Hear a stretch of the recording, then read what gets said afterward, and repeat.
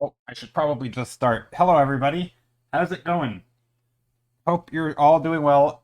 Rihanna, I assume that was the affiliate anniversary congratulations message because I know it popped up for me to apparently congratulate myself. I don't really know why it. Anyway, it gave me the message too. I assume it would translate, but it did not. Happy it do not do that in French. Okay. Yeah, no, it didn't translate. It just showed me exactly what you put, which is it's kind of funny. I assume it was the affiliate thing though. But anyway, how are you? Hope you're all doing well. Ruin says, doing good. Here to enjoy a little painting with my lunch before work. Oh, nice. Well, hope work goes well. Salad on. Celadon. That's your name. Hello. Welcome, welcome. Hope you're doing well. Twitch somehow assumes everyone in Belgium speaks French. Oh, that's weird. Wait, that's so strange. Cosmic, hello. Hope you're doing well. So I'm definitely gonna paint today, and I'm hoping today's painting turns out a little better than last stream's painting. It's funny in the moment. I sometimes I'll get like not sad, but like you never want a painting to turn out terribly. But afterwards, I always think, you know what? If I never had paintings that didn't turn out like crap, I clearly am not pushing myself to try new things. And I don't know, it's kind of nice to remind myself that, I had an idea last stream and it did not work out, and clearly there's an area that I need to work on. So I am happy with that, but I'm not happy with the outcome, obviously. So yeah, hopefully we're gonna fix something and or not fix something. Hopefully we're gonna yeah, I don't know, pay something we're either more familiar with or explore more stuff and maybe make more happy accidents. I don't know, to steal Bob Ross's stuff. Happy affiliate anniversary. Thank you, everyone. I don't, I didn't even know it was my affiliate anniversary because I don't keep track of that stuff. I don't even know how many years it's been. I think it's been 3 years. Pretty sure it's been 3 years, but it could have been four. No, there's no way it's been 4 years. It's probably only been 3 years. Maybe it's been 4 years. Dang, now I'm thinking. I don't actually know. No, I definitely didn't start in 2020, right? I didn't start during the pandemic.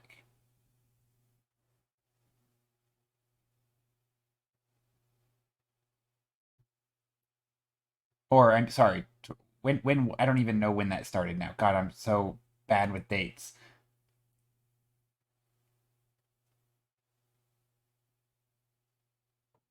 Was it really? Let's see. Yeah, no, 2020. I mean, yeah, I definitely must have started 2019 then. Dang, this must have been four. This must be 4 year anniversary thing. Dang, that's crazy. Yeah, yeah, April. Okay, you've been following since April 20. Yeah, it must have been. Or wait, if April, I that doesn't help me, Waco, because I don't know if you've been here the whole time. I today. Hello. Hey, Kath. How are you? You're here today. Apparently. I today. What? Huh? I don't know why I said it like that. Whitey. Hello and good evening. So yeah, I don't know if you've been following since the beginning, but I think I actually started in. The question is, was I affiliate when you followed? I think I started in. Sorry, is today the 4 year anniversary? I think so.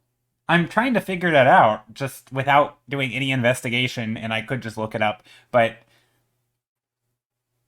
yeah, I think it is 4 years because I'm pretty sure I started in March technically. I know down in my description it says like May, but I think that's when I actually got affiliate. And I started. I remember. All I remember is like it's weird. The only date that I really have to tie it to is March 10th of like 2020, I think, or 2019. It must be 20. It has to be 2019. So yeah, it's 4 years. Dang, that's been way too long. It's been 3 years, so now you just need to find out if you stream for longer. Yeah, well, yeah, I could look it up right now. Let's go to Twitch dashboard or twitch.tv. Let's go to my creator dashboard. That should be where it is. 1 second as I click around here. Analytics, maybe?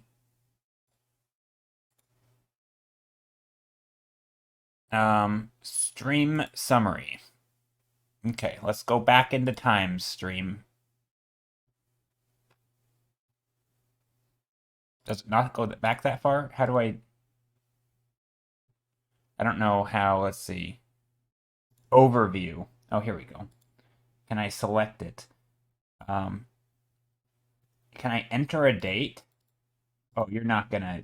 Oh, yes. 2019. 2019.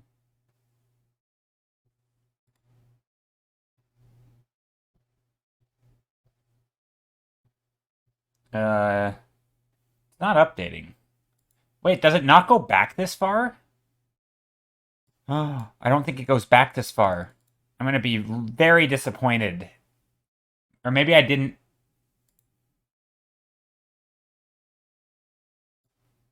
Or maybe I did it wrong. Hold on, let's see. Okay, I'm clicking it. It's loading. Yeah, so okay. So back in June or May or whatever of May. Yeah, there we go. May of 2019, average viewers 0034043, and then it starts popping up a little bit slowly. Okay, there we go. Interesting. And it looks like I've kind of stagnated, honestly, over the last couple years. Now I'm looking at my graph. But yeah, it looks like my stream's been pretty steady in the whatever 50-ish viewer range. Followed December 9th, 2019. Oh, is that really when you followed? Yeah. So yeah, I've been streaming for yeah. Yeah. I think I started streaming early on in 2019. Dang, that's crazy. All right. Well, or 19 minutes. Yeah, been streaming for 19 minutes. It took me 13 minutes to figure out how long I've been streaming, so that's the thing. If anyone has spare time, can someone look at my drawing? The arms and shoulder don't feel right. I'd like to look at it. I can't guarantee I can give you a critique, but I would love to see it, Cosmic. Is it in Discord? We do have a Discord if anyone would like to join. Well, if you want to increase followers, change categories to ASMR and start whispering. Well, if I do that while in a hot tub, I hear that's the real way to go. Just kidding. I think that was very 2020 with the whole hot tub meta thing. But yeah, no, I'm not going to do ASMR. I'll be honest, I know what you just said was a joke, but if anyone ever listens to here's advice like that, oh, just switch category, just do this other thing, I think that's terrible advice. I think it's terrible because you have to actually enjoy the thing that you're doing, and people are going to tell. Like, you're already competing against I say competing, but you know what I mean. There's already so many people in that category, or in every category, that you're essentially competing against them.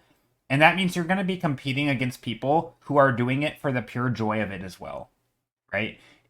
It's one thing if a category is relatively small and by streaming you can somehow be on the top of the list. Like, that's one thing, and there's some merit to that, I think. But most of the categories are already so populated that you're better off just doing what you like and what you're gonna be able to have the enjoyment of, because you're gonna be competing against people who are die-hard whatever fans, right? Like, I mean, if it's a game, there's gonna be people who are die-hard, insert game name, and they love it, they're good at it, they have fun, it radiates through stream. Like, good luck competing with that person when you're faking it, essentially. Like, you're just same thing with art, right? Like, oh, I'm gonna draw anime because it's popular. Well, there's people who are obsessed with drawing anime. I'm not gonna be on their level. Like, I'm it's I don't know. I don't get that kind of argument. I think it's a really bad one, especially for content creation when you're doing a thing that essentially has to start out for fun, right? It's not a good career path to say I want to be a YouTuber or I want to be a streamer or I want to be an artist. Like these are things that people already do for fun. So if you're going to compete in that domain, you're going to also like you can't compete with people who are, you know, proper obsessed. So anyway, that's my little rant at the start of stream.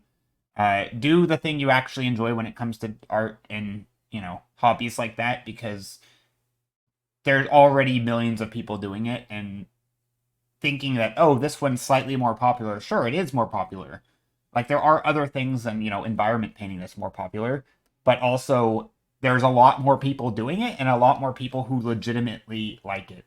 I mean, I think it's fine to shift. Like, for example, if I'm doing maybe a certain style of stream, say VTuber streaming or something, like, okay, my content's staying the same or whatever, I'm still doing the thing I like. But if I want to switch something up, like a tiny thing up, maybe it's maybe it's popular to be doing, profile pictures or something. So I want to switch into that, but I'm still doing the content that I'm good at and I enjoy, like, but just a new spin on it. Like I'm all for that. I think that kind of thing is smart. That's just following trends, but you're still sticking to your what you actually enjoy.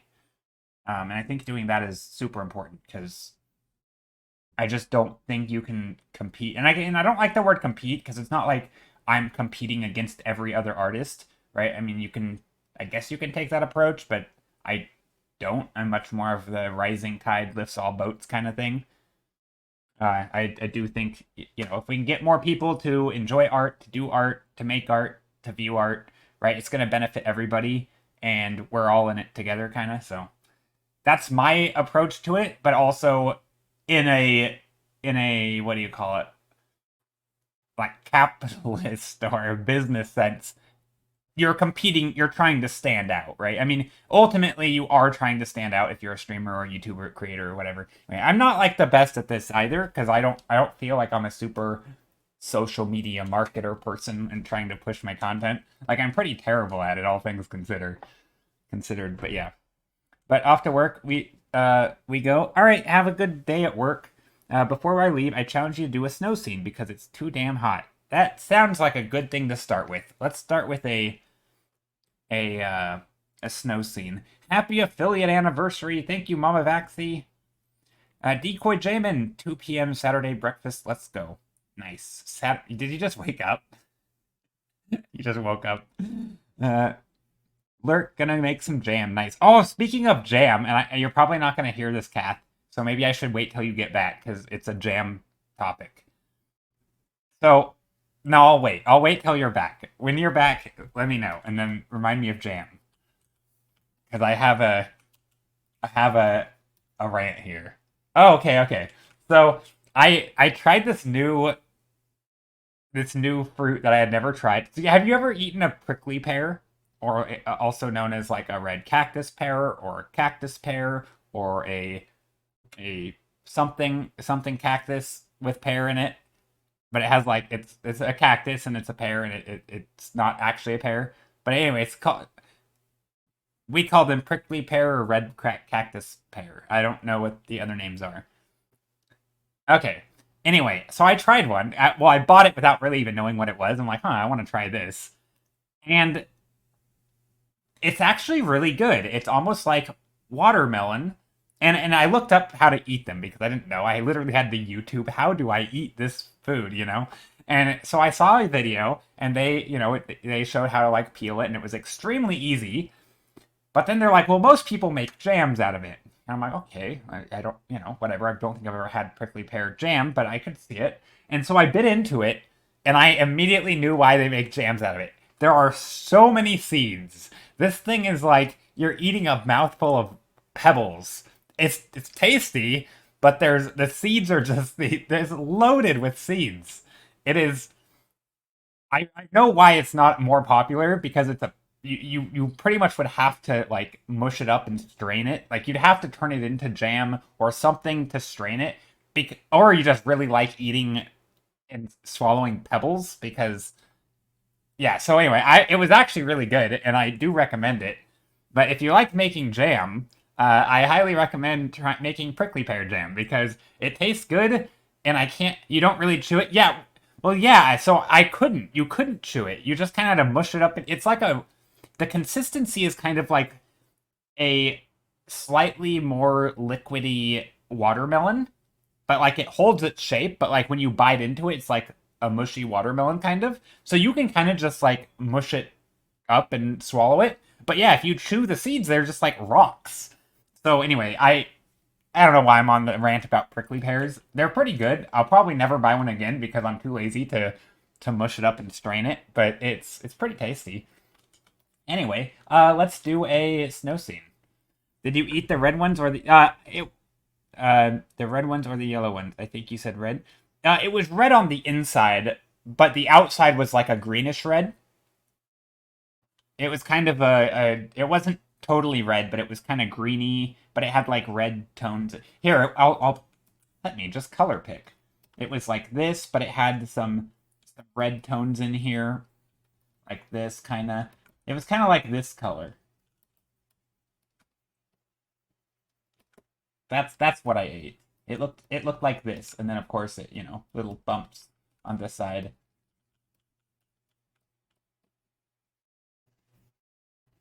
And the bumps were like where they shave off the prickles because they don't sell them. Also, I got pricklies in my finger that weren't shaved off perfectly, and I randomly had little sharp stabs of pain. It was like this color, and it was kind of like a weird shrivelly, almost. Well, it kind of looked like an avocado. No, it's not the same as a dragon fruit. Dragon fruits are like they have like the pink stuff, and they look like this, and they look cool. Dragon because dragons are cool. Uh, Dragon fruit has like I believe I don't even know what its flesh is like, but it has like the dots, right? It has like isn't it like a white-ish thing with little black dots in it? Is the I don't know what dragon fruit looks like on the inside. I think I've only had one dragon fruit in my life, and it was super expensive and not super flavorful. I kind of make a habit that I pretty yeah, I think it's white on the inside with red, black dots, or maybe it's red but with dot. I think it has dots. I don't remember. Anyway, it's not bad. Dragon fruits aren't bad. But yeah, I'll probably never buy one again. Just too expensive and not super flavorful. I don't. I always try, not always, but I frequently try new fruits and stuff that I haven't eaten a lot of. Whenever I go to the grocery store, I always try to remind myself to do it. And I've kind of come to realize the ones that aren't really popular tend to be, well, one, extremely expensive, which makes sense just from an economics point of view, right? Lower demand, so less supply, and they jack up the price. Plus, they're probably all imported from somewhere far away. But not counting the price, I feel like a lot of the issues with some of these fruits is they're really bland in flavor. They're either hard to eat because they're loaded with seeds, or they require a lot of prep work, or they're just kind of bland. And maybe that's just my supermarket. I don't know, but yeah. So I that's kind of my conclusion. Hi, I was trying a few days ago to paint a C digitally in Photoshop. However, I find very hard to know how to do volume. To paint a C in Photoshop, you find it hard to do volume. I'm when you say do volume, do you mean like to show that there is depth? Like I'm curious if you could can you explain what you just said in different words? Like say the same thing in a different way because or do you just mean like looking through the water? Like kind of like how you're looking if like you're looking through the air right now, but how you'd be looking through the water. So I think it's funny enough. I think a lot of that, and correct me if I'm wrong. In the so I was just trying to figure out what you meant.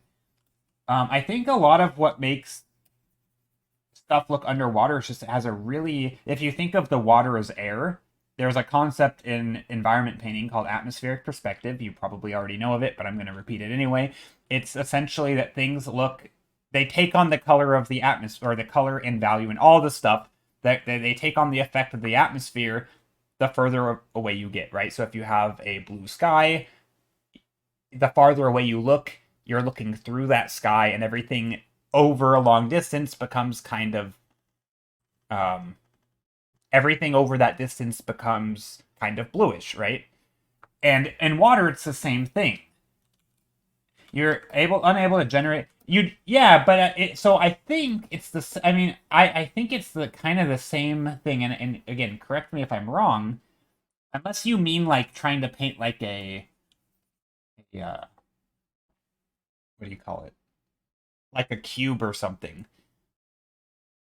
and you're trying to do like a material study. But I think the same sort of rules apply, but in underwater they're just sort of on steroids, right? You have things very quickly take on the color of the atmosphere or the water, right? They lose a lot of light. So they very quickly get dark and blue. The farther away from a light source they get, so the further you go down, they get dark and light, and the further you go back, they get dark and light. So let me see if I can't just sketch something out here real quick.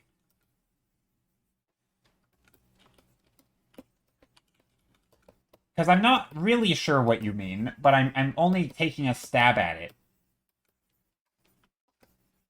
Maybe we'll put a little bit of light up here. And maybe I'm way off in understanding you, and that's kind of why I was curious if you could explain it in a different way, because I may just be misunderstanding what you're saying. And then, down here we could have, like, the stuff. But, so, a lot of the stuff that makes something look far away... Here, let me just block out all these colors.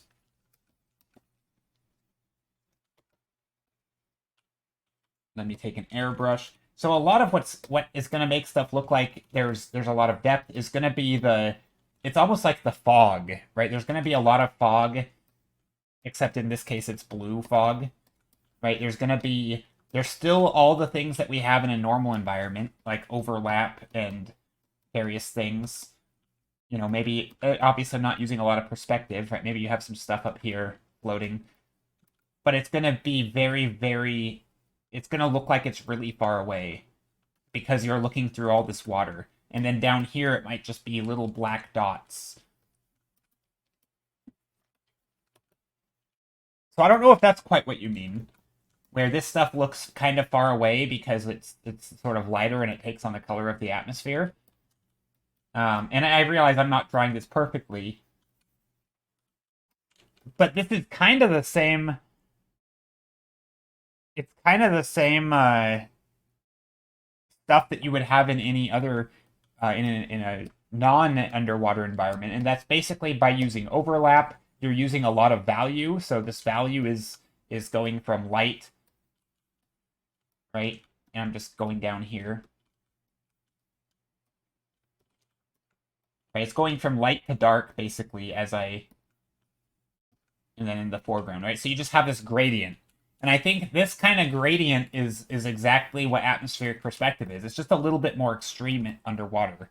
And things oftentimes get a little darker as they go downward as well. Whereas in real life, pretty much the light from above makes it all the way down. And in fact, in some ways, it's lighter at the bottom because the light just kind of scatters everywhere, but... I don't know, is that what you're talking about?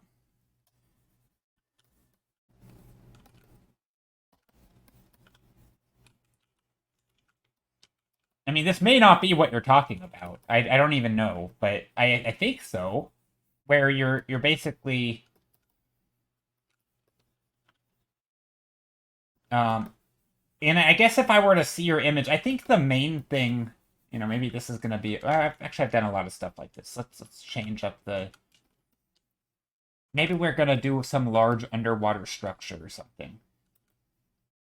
So again, just like normal, we can, I'm gonna kind of ruin some of this, but maybe there's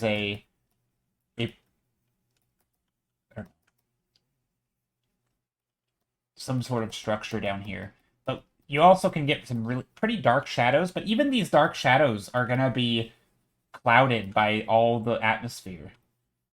So like you can still get dark shapes, but they're not necessarily going to be this dark because you're looking through layers and layers of water.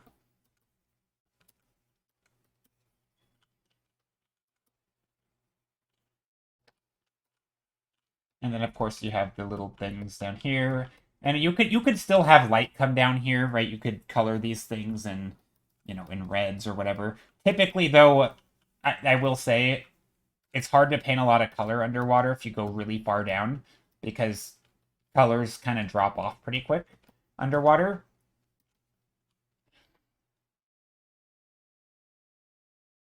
P.S. Next time, get yourself a horned melon to try, Joe. A horned melon. I don't know if we have those. I'll have to find one.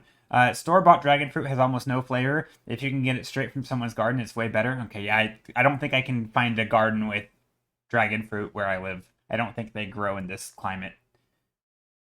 Maybe. I'm sure there's some greenhouses somewhere, but yeah.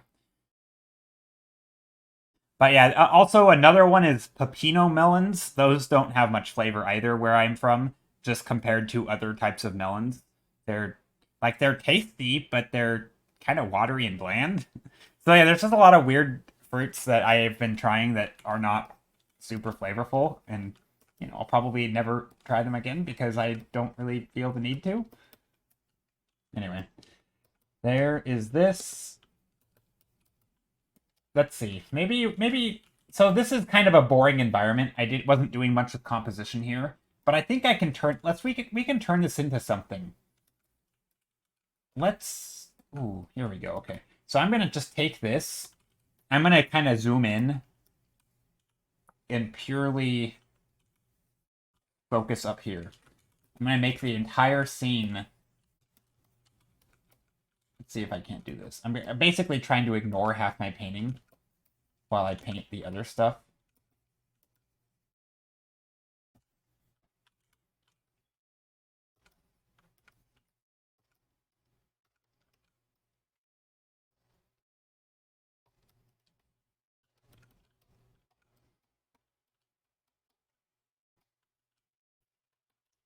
Like this is all like a tree of some sort.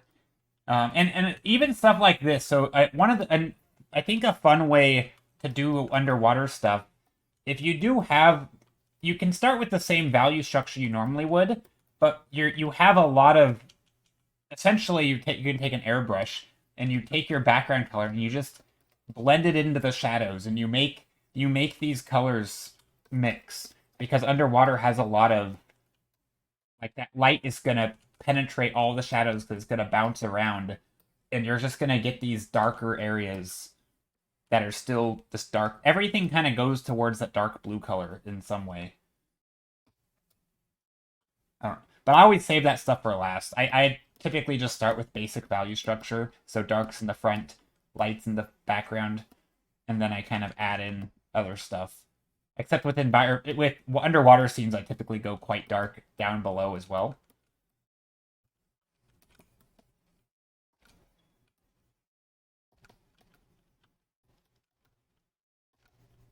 So yeah, here's an underwater scene. Maybe this can come further down, and maybe there's like a layer here.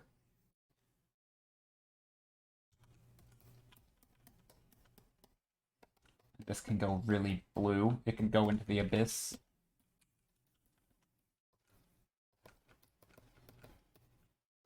And then this can go down into the abyss.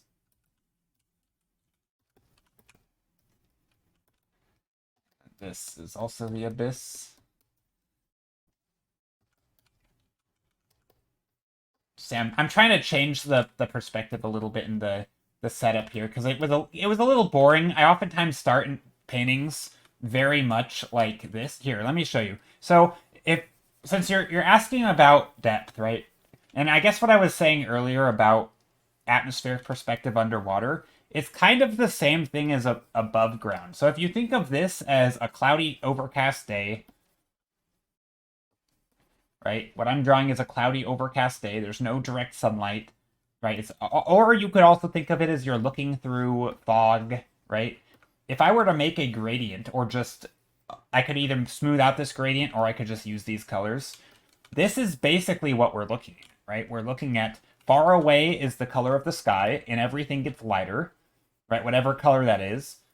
And, maybe you have a hill back here. Maybe there's some mountains. Maybe this actually comes down. Like, it's just the same color in the back. And then up here, if you want a hill or a mountain, maybe you know, a house back here on the hill. Maybe there's a couple houses, right? Or maybe there's some trees back here, whatever.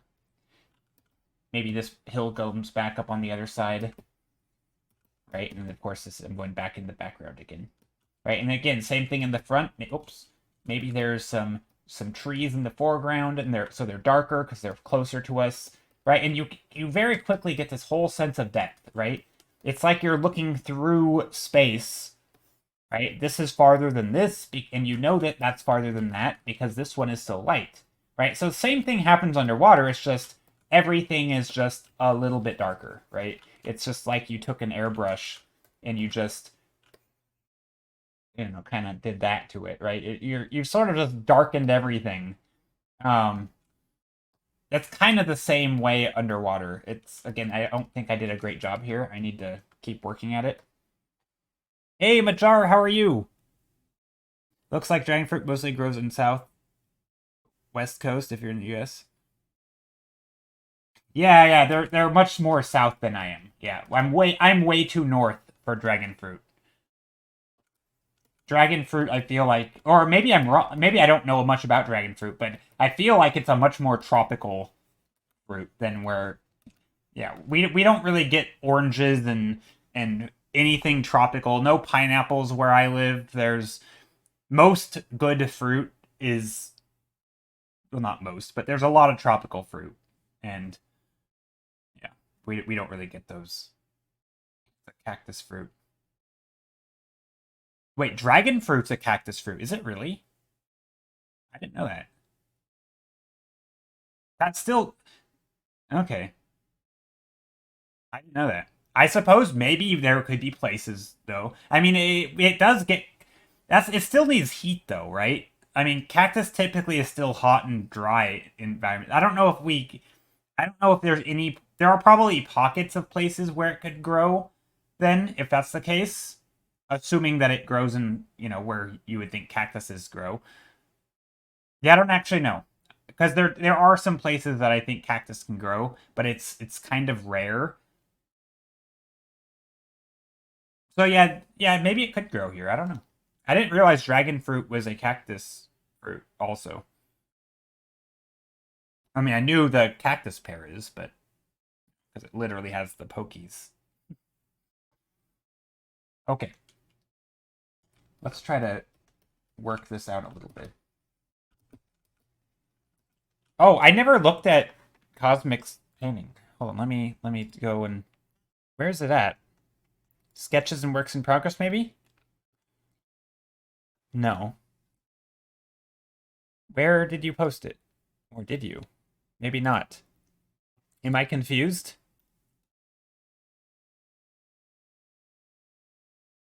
Or did you change your name? You can resend it here. Oh, you put a link. Okay, hold on. No, I got it. I didn't realize you put a link. Let me click on the link. Oh, okay. I see it. I redrew this pose like 4 times. The wrist? RT-ish. I don't know what that word is. RT. Oh, there's an A there. Artist. I see. Um, that's a lot of writing. And what was the question? Now I gotta scroll up. The arms and shoulders don't feel right, is what you said. I don't know. I think they're okay. I mean, maybe. I don't know. I'm trying to do the pose that you have and see how the angle of my shoulders. I mean, I feel like you have it. Maybe the. I feel like the the arm that's crossing his body is fine, or their body, and then the arm that's straight out, maybe there could be like a shoulder or something. I feel like right now their shoulder maybe is a little hidden. I don't know. I'm not good at anatomy, but it looks okay. Yeah, it was the contrast. You know me, always looking at the contrast of stuff, and I didn't see the A was lighter, or I just can't read. Hey, Chin, how are you? The shoulders look okay to me. The arms could be longer over. Yeah, I don't even know. I actually don't know. Yeah, I can't really help you with anatomy stuff too well. My main, because I guess to me it's also you have a very stylized style, right? It's kind of like you can tell that that you're not trying to go like super duper realistic, right? Like you can tell like if you look at the fingers and stuff, and like there's elements of it that it's stylized, but you want proportions right. And I don't really know how to do that other than to start from sort of the like because of my lack of experience doing characters. The way I would go about it would be to draw it like I would literally photograph myself or find a reference as accurate as I can, draw it realistically in every way, and then I would start simplifying shapes to stylize it. I would, exaggerate things if I wanted. I would, push the pose in one direction or the other, but I would use the base as sort of my starting point because that's kind of the only way I really would. That would be the only process that I would feel comfortable with, I think, for characters. Um, and I don't know if that would just, that's a lot of work. So I don't know if I would recommend that. Maybe I would. I don't know. Characters are hard. That's what I'm saying. Josie the Croissant, how are you? Hope you're doing well today. Decoy says, yeah, photographing yourself is a great way to get refs. I've been doing that a lot more recently, and it's so helpful. Yeah, I typically do that whenever I paint characters because why not? I can get the exact angle that I want, and if I'm really skilled with my lighting setup and camera stuff, I can even get the same lighting. And it's like, I may not be the perfect reference for every character, but I can use myself as a reference and then I can again exaggerate parts and I can then change it how I want it. I'm good, just working and lurking. Nice. How am I? I am doing well. I was just doing a quick underwater scene, kind of quick, 40 minutes into stream. Some underwater tree, it looks like. I'm gonna muddy up or murky up the waters down here. It's gonna be underwater anyway. It may not look like it's underwater right now.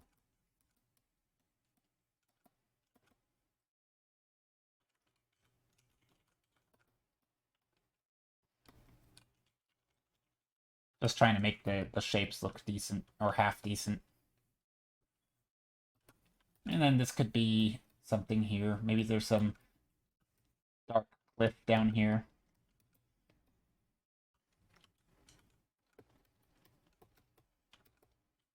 Maybe we'll bring in maybe with some color dodge. Color dodge could be a fun way to get some lighting through here.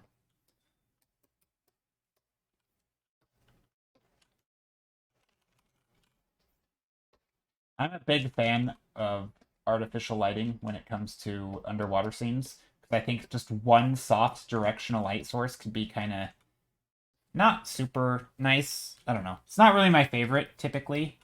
Is to just have one soft directional lighting. I think it's a little boring. So doing things like having a glowy stuff or right, so like down here might get a little darker. I usually sketch arms too long, but I guess being careful about that backfired on me. I don't think it backfired. I don't know. I know others are saying that they look too long.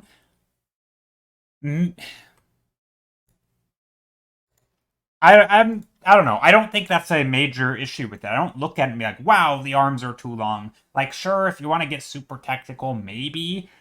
But I feel like that's one of those things. And I think it was Rona or somebody who pointed out with like League of Legends art, right? And this is a thing that I've been noticing a lot. Like they have, absolutely their splash art is always really beautiful.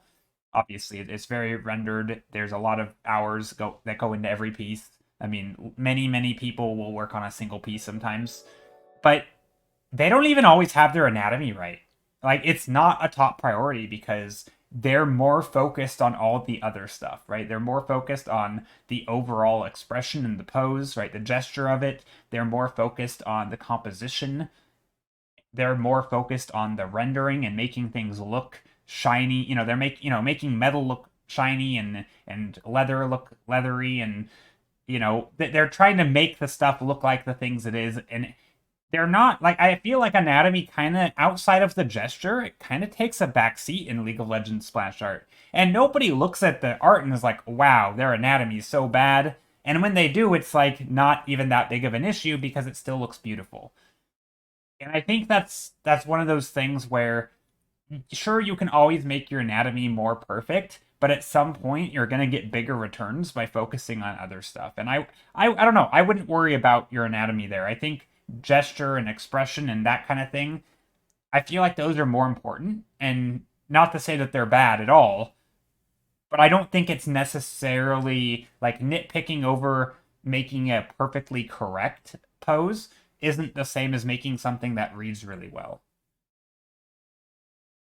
I mean, again, to go back to the tired. Also, thank you guys for the follows. Ikamatsu, Yuki, and Mirrek and Wupia. Oh wait, Wupia was 2 days ago. Never mind. But Mirrek and Ikamatsu, thank you for the follows.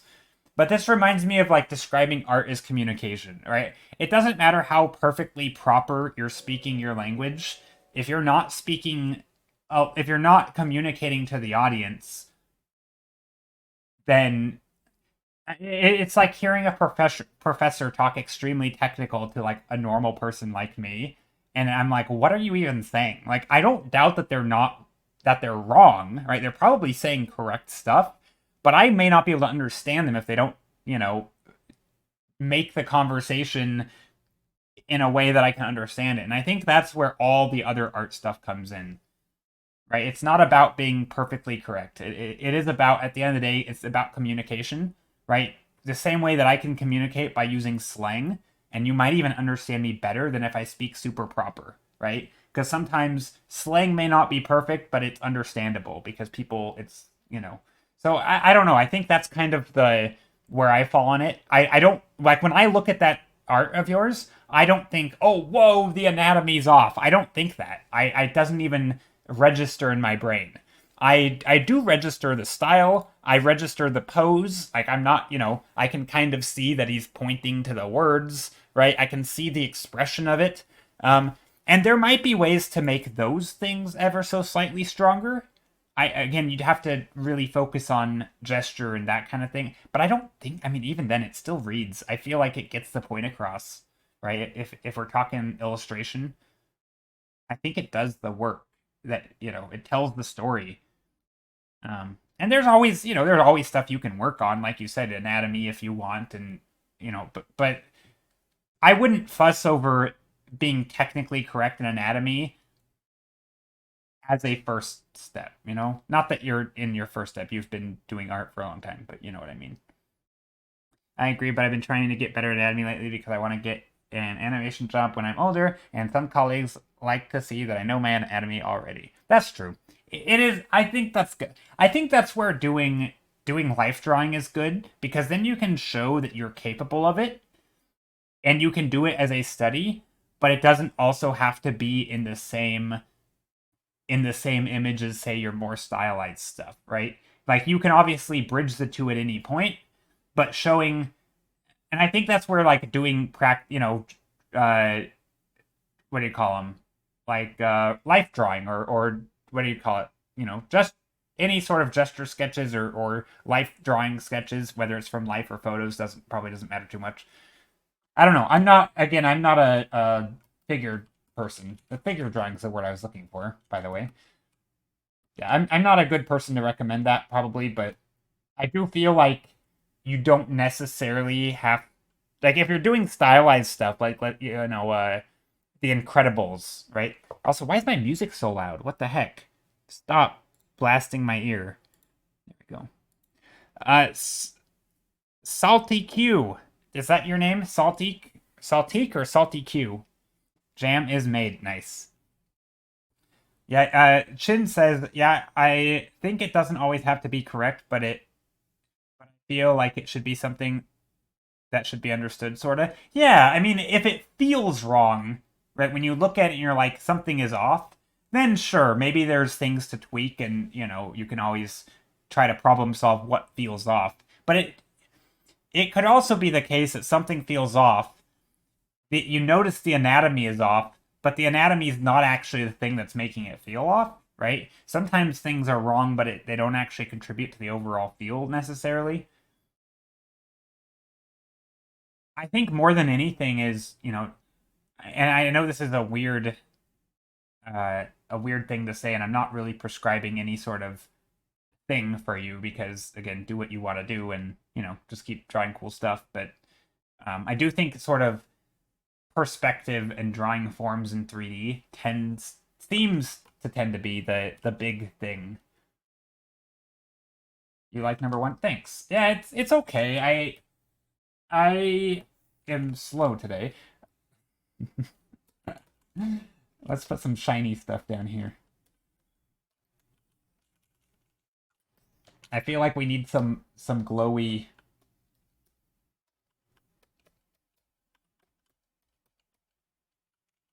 Need some glowy things.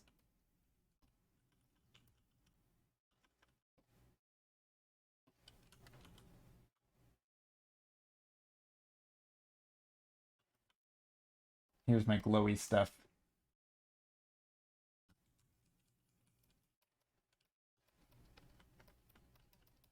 There, glowy stuff. Perfect. Yeah, I think that's the main thing I've been told is like 80% of art, and it really what allows you to draw anything. Yeah, I mean, we talked about this before. The orange really makes it stand out nice. Oh, thanks. Yeah, we talked about this before. Even in environments, somebody said like, what's more important?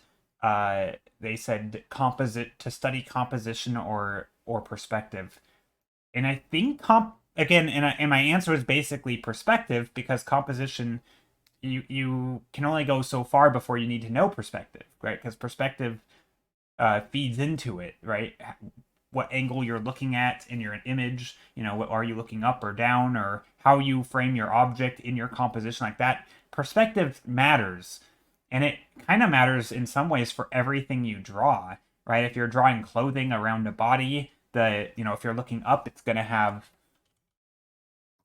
contours like this, right? Where you have, you're going to have this edge right here, or, the edge in red is, you're going to have a lot of these shapes because you're looking up at a rounded form, right? And if you're looking down, right, you're going to be looking at this edge in blue, right? And so you're going to have a lot of shapes like this. Oh, that's a terrible color, right? So knowing whether you're looking up or down, or I mean, this is basic perspective, is you're drawing shapes in perspective, right? And I think this is where also like, oh, I can't draw down here because I've blocked off my canvas. But this is where I think some of your drawing forms in 3D, and that's where I think that really comes into play, is even in just, especially in characters. But also in environments, obviously, with scale and making things look like they're going far away and all that. And there is a riveting conversation about creating jams. I put it in jars and now it's preserved for about 2 years. It's super easy. And oh, I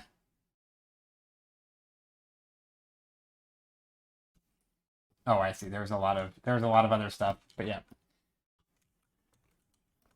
I'm not gonna read all of it. I've been trying to draw a cube in perspective and rotating it in different ways, or uh, in different ways, kissed rotating it in full 360. But gosh, it's hard. Yeah, it is hard. I usually think of perspective as very loose guidelines, at least for semi-realistic. It's not so much about what's correct as it appears to be believable. Yeah, I mean, I think, like I said, getting the general curvature of your object correct, right? And this, I do the same when I'm doing environment, right? I don't map stuff out, really. I don't typically use rigid grids. I kind of eyeball stuff. I just want to know that if I'm looking up at an object, that I'm drawing the underside of it, that I'm describing the form going around, right? I want to make sure I get these contours, right? So if I'm drawing a tree, I might sketch a tree like this. And so that I know that these shapes, as I'm looking upward, right? I want to make sure I'm looking up these forms, because that's, and then, as I get down here, right now I can start rotating down this way, right? And oh, technically here it would still be like this because of the way that it is. But, you know, if we're going like this, at some point we're going to have different shapes, right? I guess it's hard for me to show it there. But, right? Or if if I'm drawing forms down here, say we're little, puddles or something, right? These puddles need to follow some sort of general perspective, right? These can be wider down here. Um, so I think this is where perspective is important because you have to understand, oh, things flatten out back there, right? They get more circular down here. Up here, you have these shapes. Like, you don't have to be super accurate, but getting the general idea that we're seeing the bottom of this shape, we're seeing the top of this shape, right? Where shapes along our eye line are being pretty flat. And again, this is eye line, not the horizon, right? It could still be a shape like this, but the eye line is still the same, right? So even if you can't see the line, it's still there because that's where our eyes as the viewer are. So yeah, this is where our eyes are, right? So if our eyes, here's our eyes, we're looking into a scene, right? It doesn't matter now where we position objects, right? If this is a cube or something, maybe this one is not rotated like that or some, maybe this one's a little different.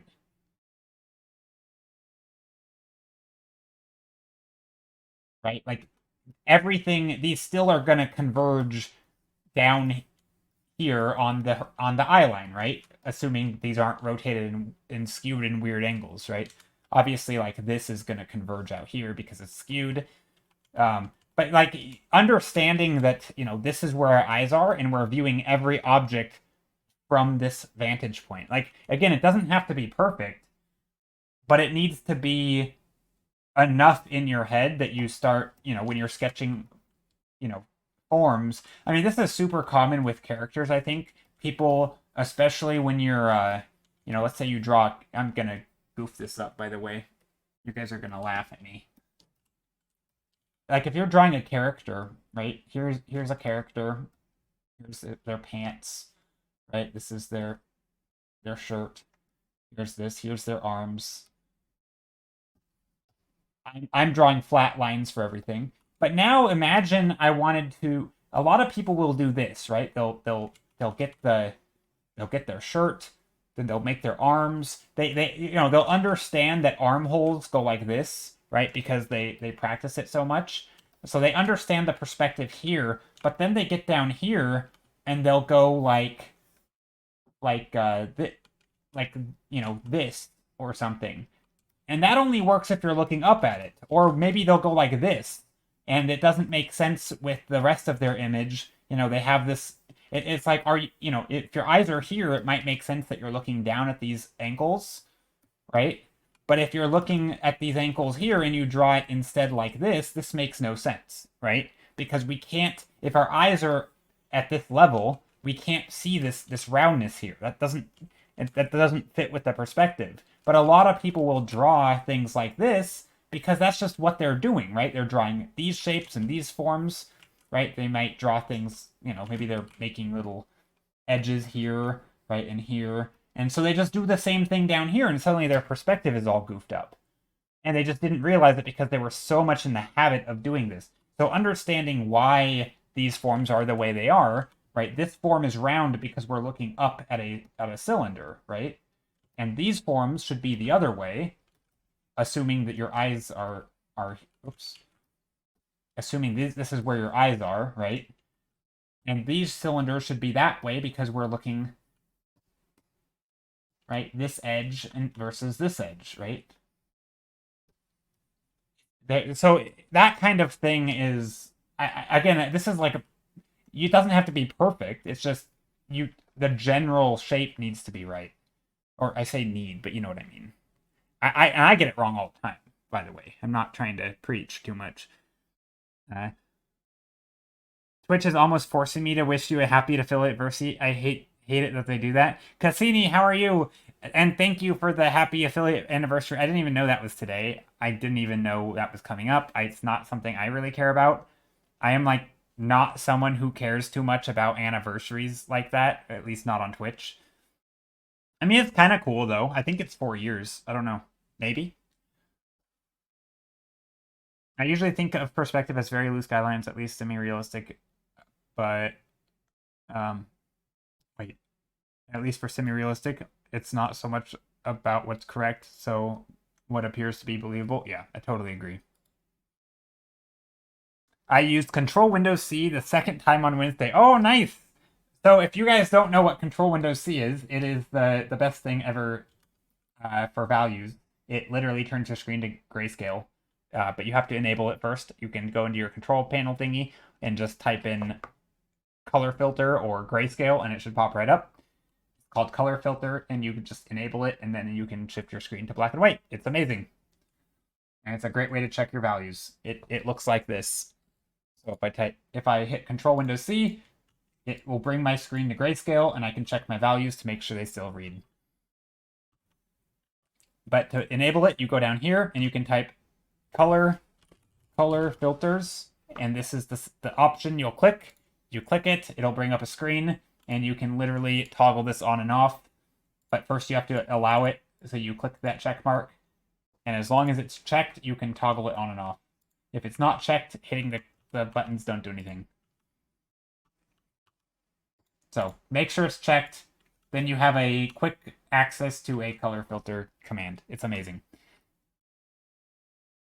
It's super nice, especially if you're painting in colors, right? So I've realized I've been painting for an hour and only done one thumbnail. But if I come over here, what is wrong with this? Oh, here we go. But if I want to just pick some fun colors, say a nice sky color and something here, maybe I shift the color down to a green, to an orange, right? So if this is my color palette, maybe this is going to come down here. Right, so if this is my color palette, I could just be like, I like this color palette. I could literally be done with it right now. And now I can just make my screen grayscale, and I can just start painting. I can take this color. If I want black, I take the dark color. If I want white, I take the bright color.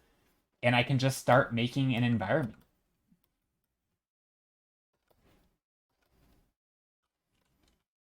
So I'm actually going to do something kind of funky. I don't know if this is going to work.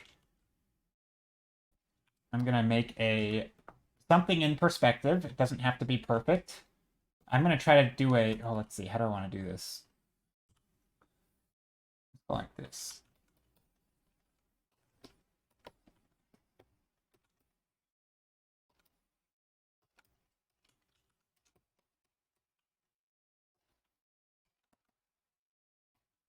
This is going to be in perspective, but we're going to be looking downward at it. And I want it to do like buildings or something, maybe. And so now we're looking down. And so here, maybe there's even some light in here. Right, so but like, I'm still using colors. Excel looks weird with Control Windows C. That's funny. Is that because they have subtle color? Like they have a lot of grays, right? But they're still in color. And so when you do it, it probably confuses you. Is that the idea? Also, this should be a little bit lighter. And maybe this is, again, maybe there's a character here. I like the idea that there's these lighting paths here. Maybe there's sunlight down here. This is a thing.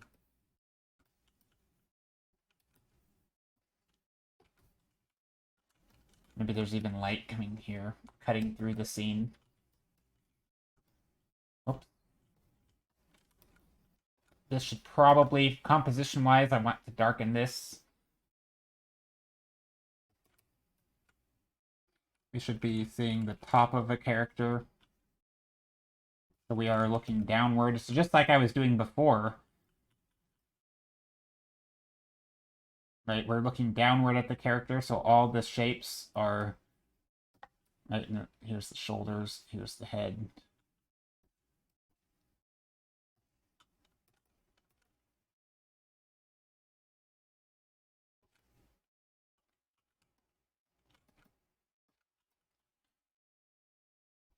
There's another character. Trying to make sure that we look at the top of them. Oops, that's a weird perspective. And then maybe this one's a little larger. I'm trying to make a scene from above. I don't do a lot of this stuff, but I was thinking about this earlier today. Here's some little characters. They're kind of blobs, but I'm just trying to get the shapes. Maybe there's some light on their shoulders. Should have little hands. Anyway. But now, when I take my screen off of grayscale, right? Because remember, I'm still painting in color. You can't see it right now. I don't actually know how this works with the recording, by the way. I assume this is what you'll see, because it's the VOD, but we'll see. Anyway, and then here's that. Here's the wall. Maybe this is like the top of the roofs or something. Anyway. So now when I take it off... See, so now it works. It's kind of weird because the bright color is blue, and that kind of doesn't make sense. But it still kind of works. It works from a practical sense.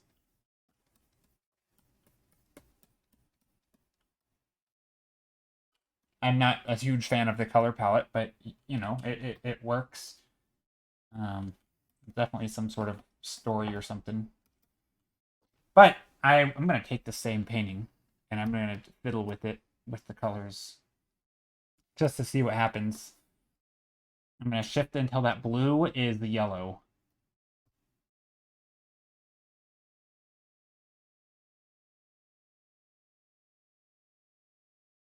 Oh, well, what do you know? It's purple and... That works.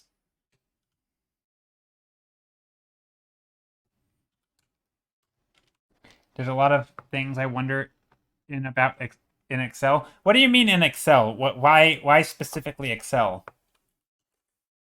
I'm not sure what you're talking about. I don't really use Excel, so maybe that's why.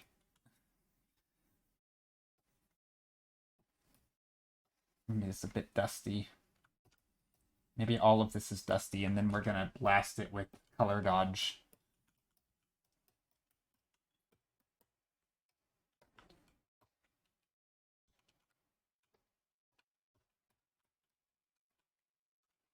This could be like that. Maybe this is still bright, but it's very desaturated.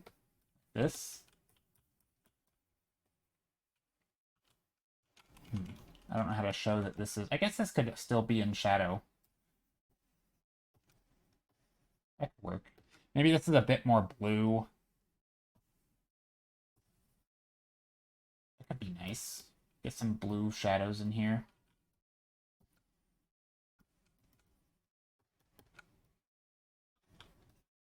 Something like that.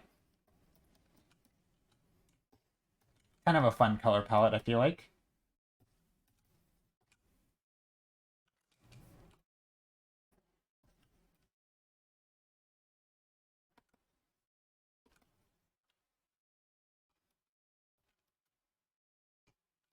Yeah, that works. Anyway, so there's a quick composition. Maybe there's another... Let's try some more colors. Maybe we'll use this fancy brush. Oh, it's saving. So, how is everyone today? I didn't really ask, but hope you're all doing well. And happy weekend. What's everyone up to right now? Is anyone drawing along or doing arting along? Cosmic says, I learned from someone on this stream how to put a black color filter on my art, and I'm forever grateful. Oh yeah, the color filter on your art is really handy. It's kind of the same thing, right?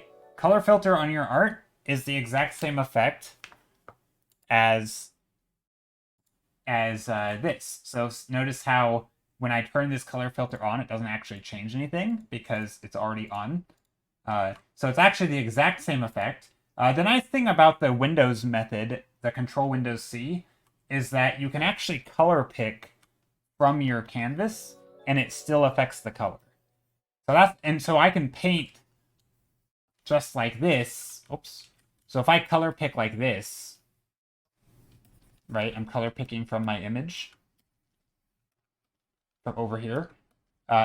When I take it off, it's still in color, right? So if I color pick this, it's gonna be like that bright orange, right? So it's still color picking. If I do this, turn that on, and then I color pick from this image, or I could even color pick the same colors I had over here, right? They're all gonna just be when I turn it off, right? They're still gray. So this is why I don't like this method. But on stream it's nice because if I'm on this other screen like this, I can't use my color filter thing. Like I can like right now my screen is grayscale, but you guys can't see it, right? So that's where this comes in handy because this shows you guys grayscale, whereas this is I'm seeing grayscale here, but you're not, right? So this is yeah, so that's why I have this one up here still, and I still do use the color filter occasionally. But if I'm just painting on my own, I won't use the color filter. I'll just use the Control Windows C. Doing a render while looking for someone to listen in the background. Oh, nice. When you say doing a render, I assume 3D. What sort of thing are you rendering? If you don't mind me asking, always curious. What sort of work do you do? I want to know. Or maybe you're not. Maybe you just said doing a render isn't like you're rendering. I never know what people mean. It's funny because I use the term rendering all the time for like drawing, like painting and detailing. 2D. Okay. You're just yeah. Okay, so you're rendering something. Gotcha. I see. Rendering and drawing. Yeah, I see. Okay, it's funny. I use a thing. I guess that's yeah. I guess just a different way of saying it. Like doing a render versus I'm rendering, which yeah, I see. Very cool though.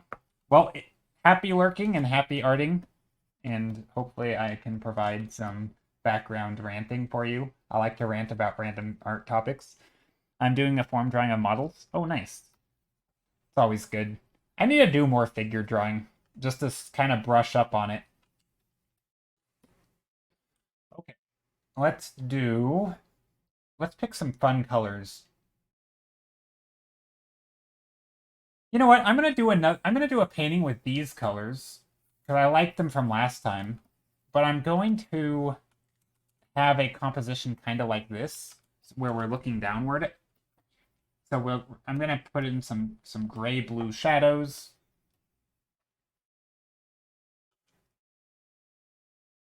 Maybe we're looking down into like an abyss.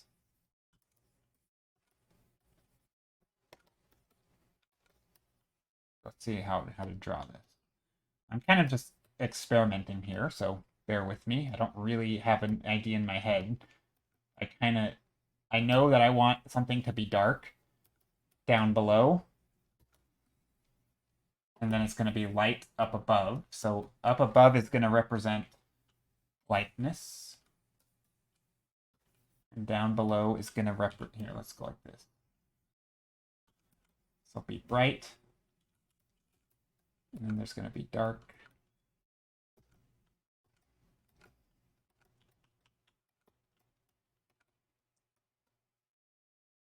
Hey, Skittle, thank you for the affiliate anniversary. How are you doing, Skittle? Just call me Joe. Hey, Joe, I'm doing form drawing of... Oh, I already read that. I already read your comment. Yeah, good luck on your figure drawing. Hope the day is going well, doing good. The day is good so far.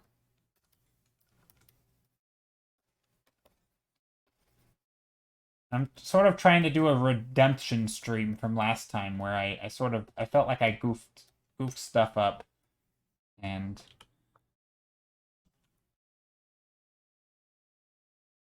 yeah, so hopefully I don't do that again. And I guess what I mean by goofed stuff up, I felt like last time I wasn't happy with my painting at all. And it's funny, in the moment I'm always annoyed, and I don't want to say I get sad really, But it always kind of irritates me because I'm on stream and I like stuff to not be too terrible. But then after a stream, I'm like, you know what? I'm kind of glad it went the way it did. Because it's kind of a reminder that if you're not trying new stuff, like you should be trying things that are hard, right? And it's sort of like the beginner mentality. Like that's how you learn stuff is by trying new things. And when you try new stuff, you're a beginner, and beginners fail a lot. So of course you should expect to make mistakes and goof up. But sometimes it's hard to remind myself of that.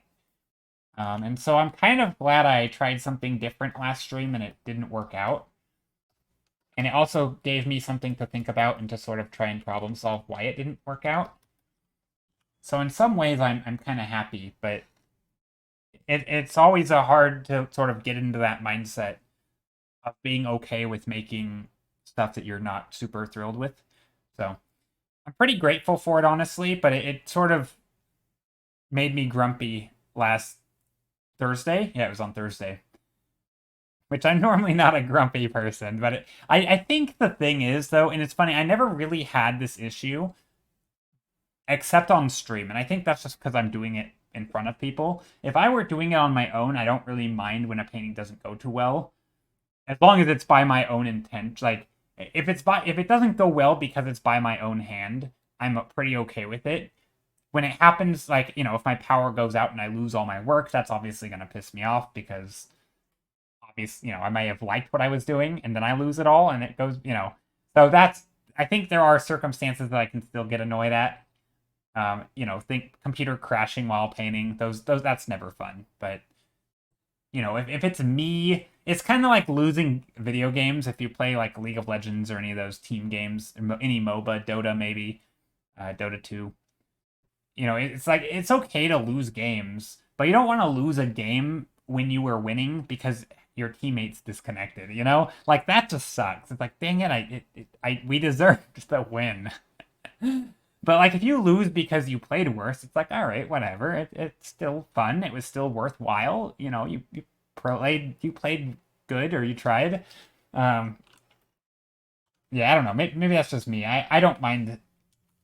It really depends. So yeah, it's okay to have bad. It's okay to have bad paintings, but yeah. Anyway, let's think. What do I want to do here? So we're definitely looking down. There's some sort of canyon here. Also, I'm going to save real quick and drink some tea. Don't forget to hydrate, everyone. Which mostly applies to me because I'm talking nonstop. But it's still good to stay hydrated, even if you're not talking.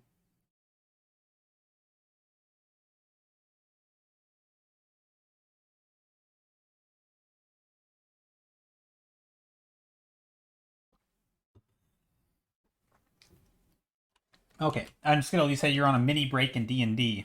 So at the moment, I'm very intermittently around. Okay. Well, if you vanish, have a good rest of your day. So what if this is where we are looking down, and I want to make sure we know it. So I'm gonna kind of let me just do this. I'm gonna make a 2-point perspective grid. I don't know if this is gonna work, but we're just gonna go for it. A little bit steep. Probably doesn't need to be here like that. We'll go like this and like that. And then I'm going to make a new layer, or the layer underneath, and I'm going to trace these a little bit.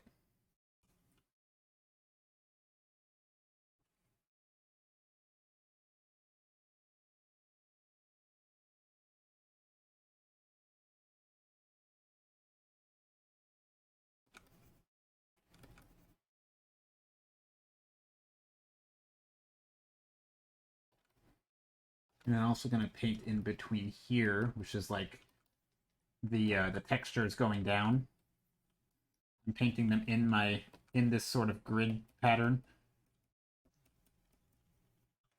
just so I can my brain. Basically, I'm just trying to trick my brain into seeing these shapes the way that I want. So even these shapes here. Okay, so like that. Now when I turn this off, I should be seeing this stuff. So again, sometimes I even though I was just talking about not being too particular about perspective, sometimes I just want stuff to be consistent, so I'll kind of create guidelines for myself. But typically I don't go crazy hard on it.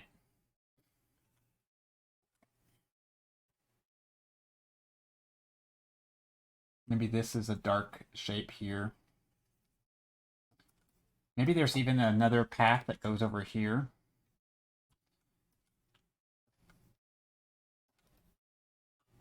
Maybe there's little doors or something down here.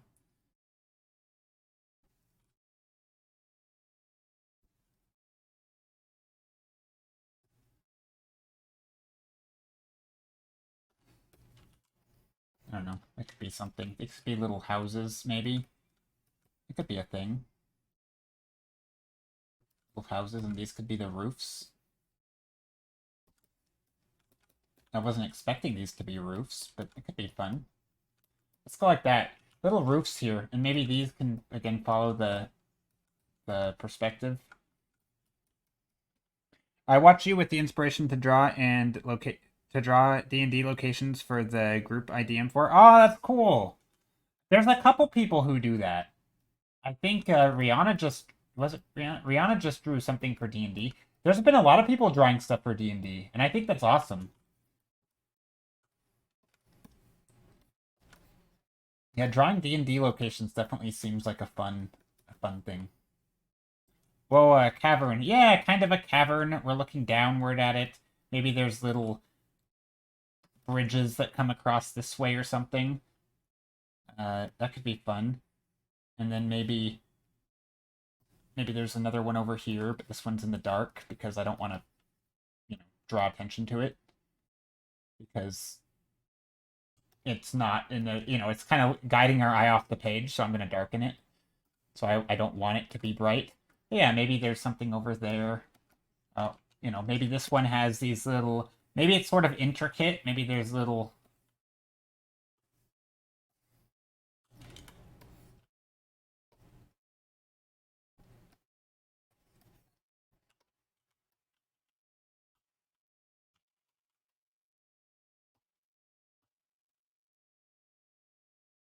trying to draw that.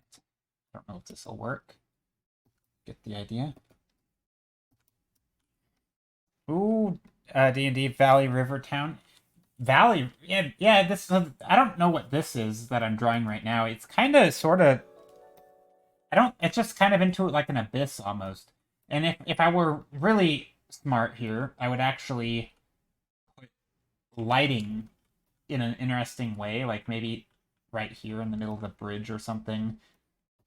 And I would sort of accentuate the. Is that the right word? Accentuate. I would really highlight the important parts of this, like maybe along the edges or something. I don't know. I might be losing the perspective here a little bit. I don't think so though. I think it's still working. And then yeah, maybe here's the other.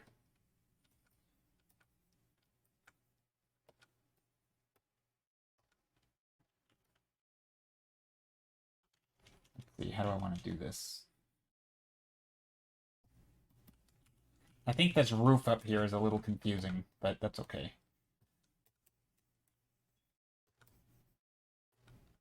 I'll figure it out if I end up painting on this one more.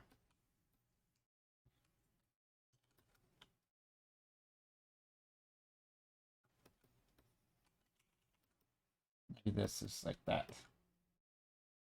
That way these shapes don't compete. And then this can go here.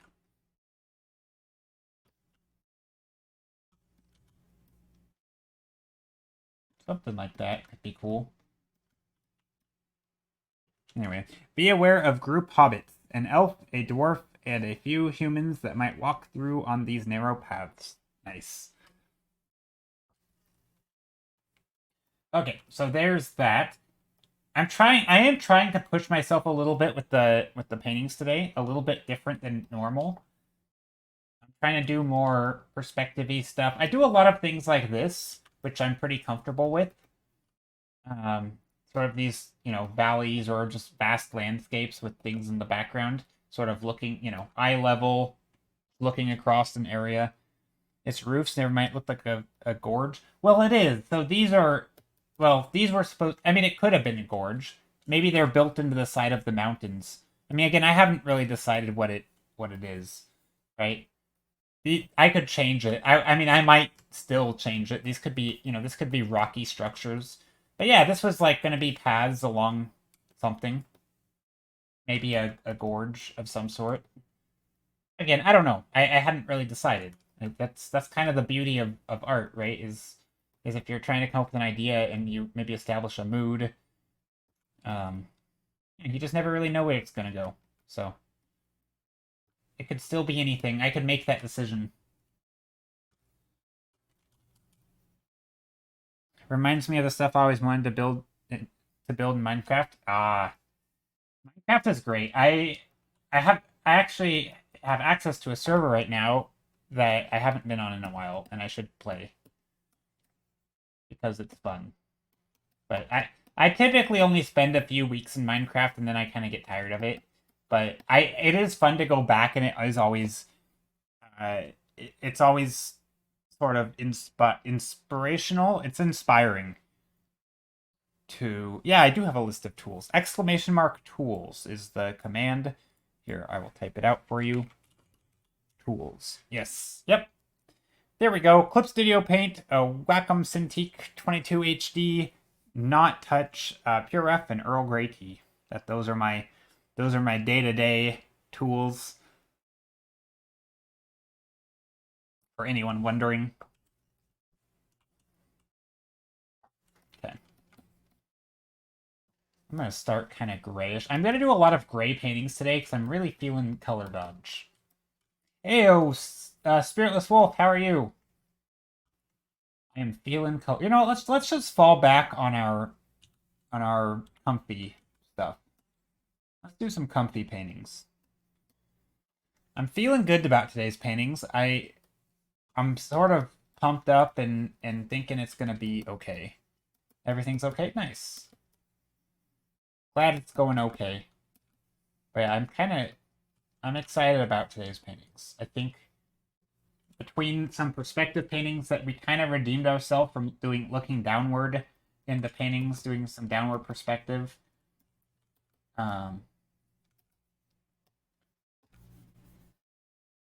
Yeah, I think it's gonna be good. Ever been bit by a big black fly? I don't think so. I remember growing up, we had horses, and there's big old horse flies that are just massive, like just massive flies. I don't understand anything about them or why they're so huge, but they're gigantic. And I always was afraid of them because they're so big. But it might have been a horsefly. They're pretty massive. Yeah, I didn't know they can bite, but yeah, that sucks. Kind of gross, actually. I don't like flies. I feel like I only associate flies with like uncleanliness, you know? I think certain people are more likely to get bit by bugs. I've never get bit, but my mom does all the time. Yeah, I had heard that certain like oils and lotions and stuff, if you use a lot of skincare products, there's certain products that bugs are attracted to. I don't know if that's it might just not even be true. I don't know, but I had always heard that. Um which kind of would make sense to some degree, I think. I mean, maybe I don't know. Blood type. It could be blood type too. Yeah, maybe.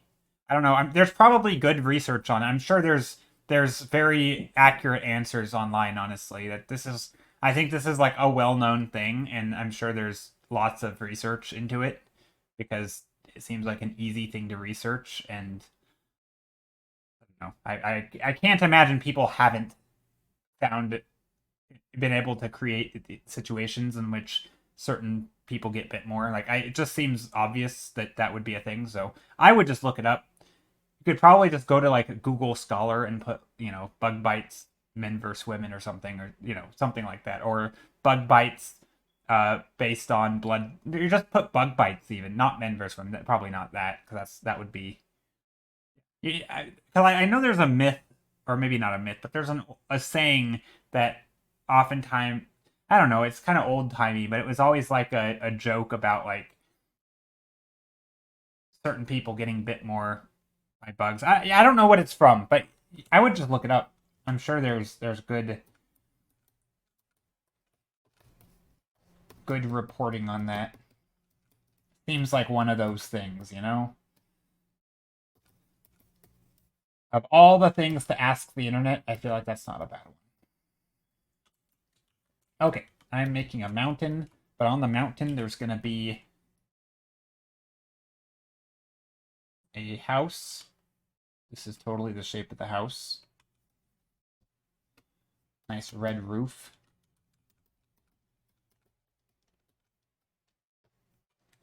Okay, that's a weird shape. That's okay. And then down here, get some of that. And this. That. Yeah, I don't like asking the internet questions a murderer would ask. About getting bit by bugs? I don't think. What do you mean? I feel like that's totally a reasonable question to ask.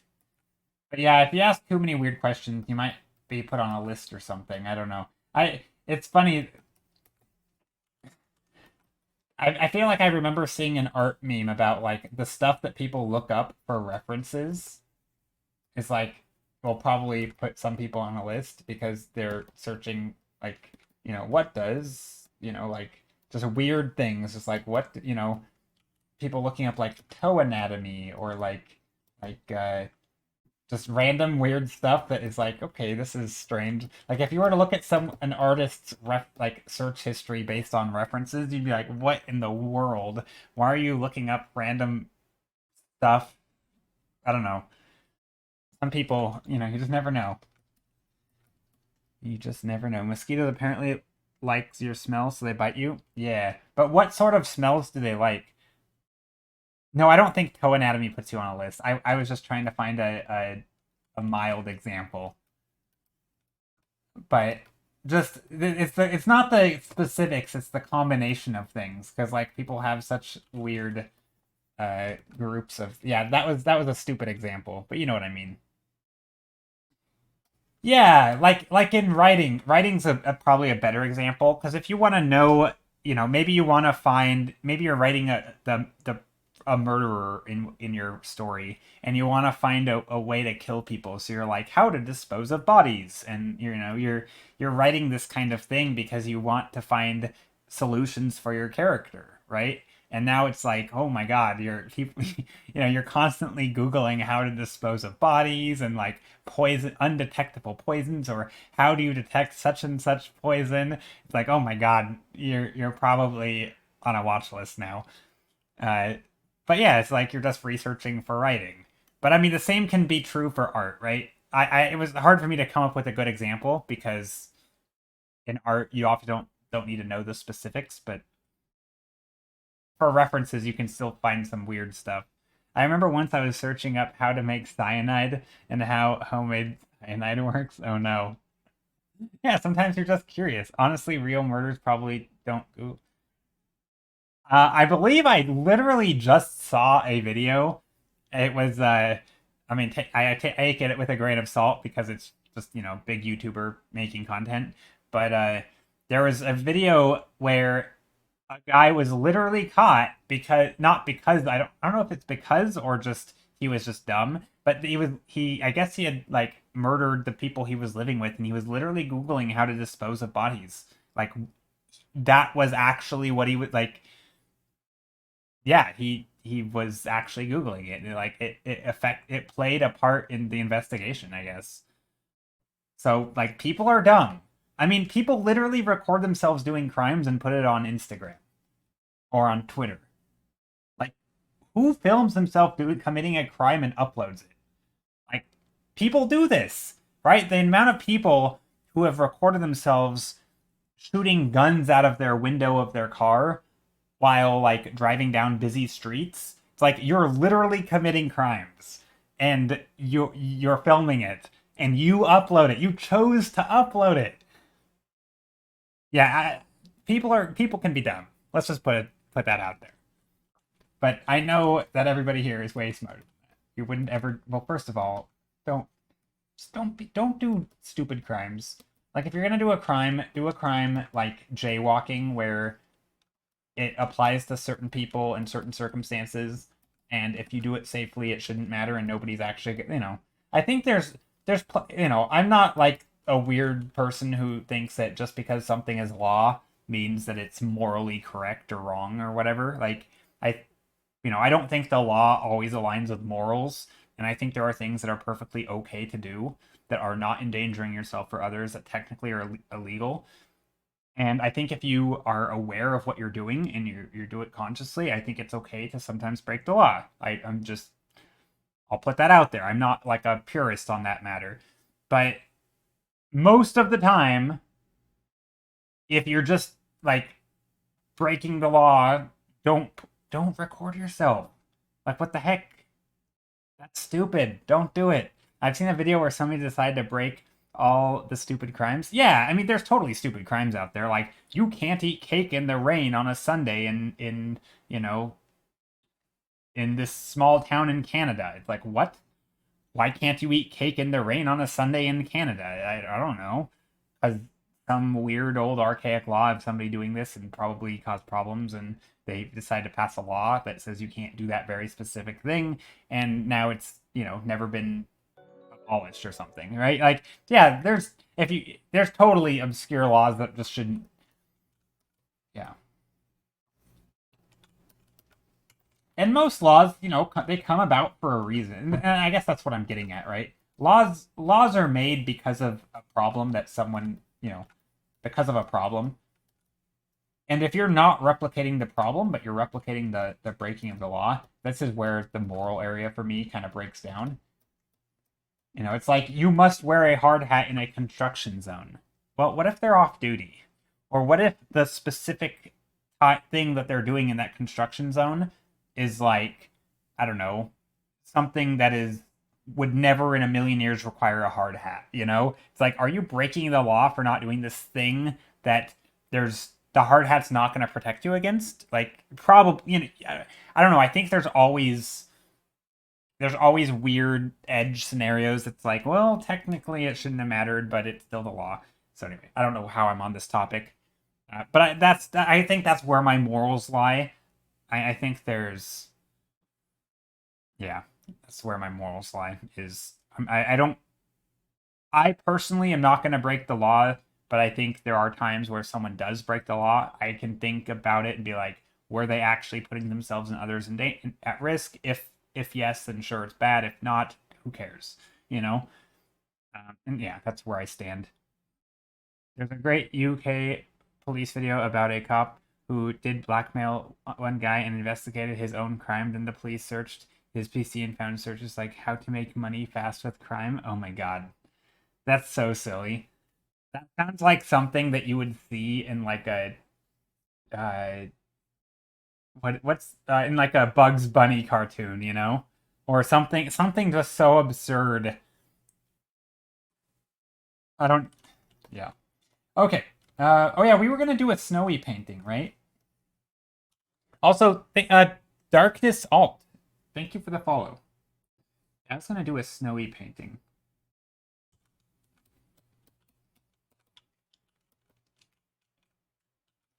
But maybe I'll turn this one into a snowy painting.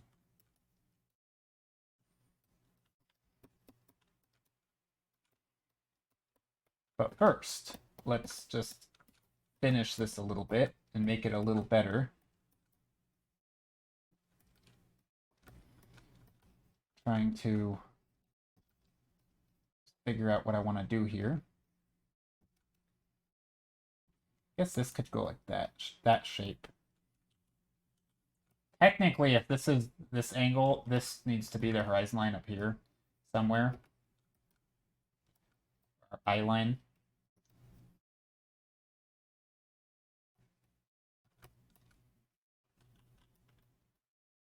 Maybe this is also in... I don't know. Maybe there's something over here as well. Maybe this isn't, like... I don't know. I'm trying to think about the form of this and what do I want it to look like. I'm just trying to block in the shape right now. Block in the shape. Get the rough idea.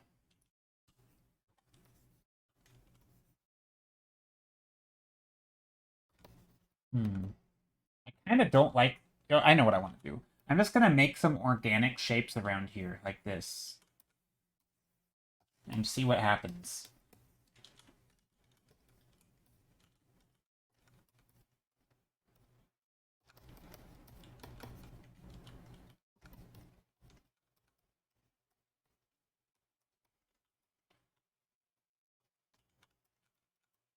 Maybe there's some... Yeah, maybe this is in the snow. Maybe this whole place is buried in the snow. So we have, like... snow here and here. I'm trying to make little snow shapes of snow. Also, that align with perspective and composition. And I'm going to take this, that.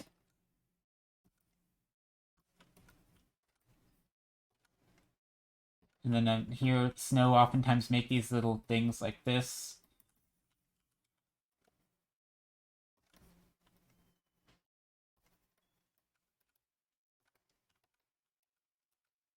I don't know why the snow looks like that, but it does. Maybe we'll soften up some of these edges.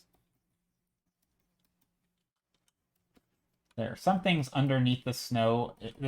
Maybe this is... kind of looks like something has crashed. It almost looks like a train.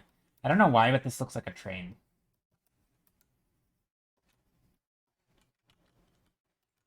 Something's crashed in the snow. We can figure out what it is later. I like the idea, though. It's kind of cool, actually. This feels like this is ice or something. Some dark ice. Do you want to see some art? Yes, I would love to see some art that you've been doing. If anyone has any art that they'd like to share, whether you're new here or been here, maybe you've been here for a long time. If you've done any art recently, I would love to see it. I like seeing what people are working on.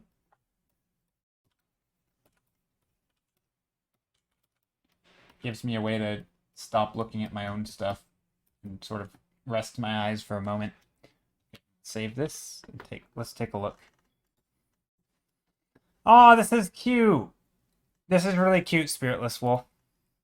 Hi, Joe and chat. Hey, Nex, how are you? Hello, hello. Hope you're doing well, Nex. Oh, this is really cute, Spiritless Wolf.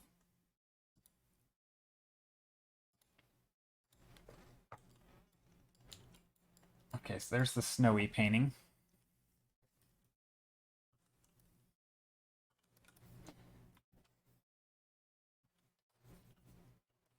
It's of Oreo. I figured it probably was.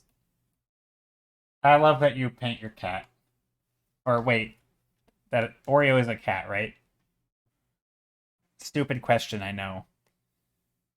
Pretty sure I've seen pictures of Oreo.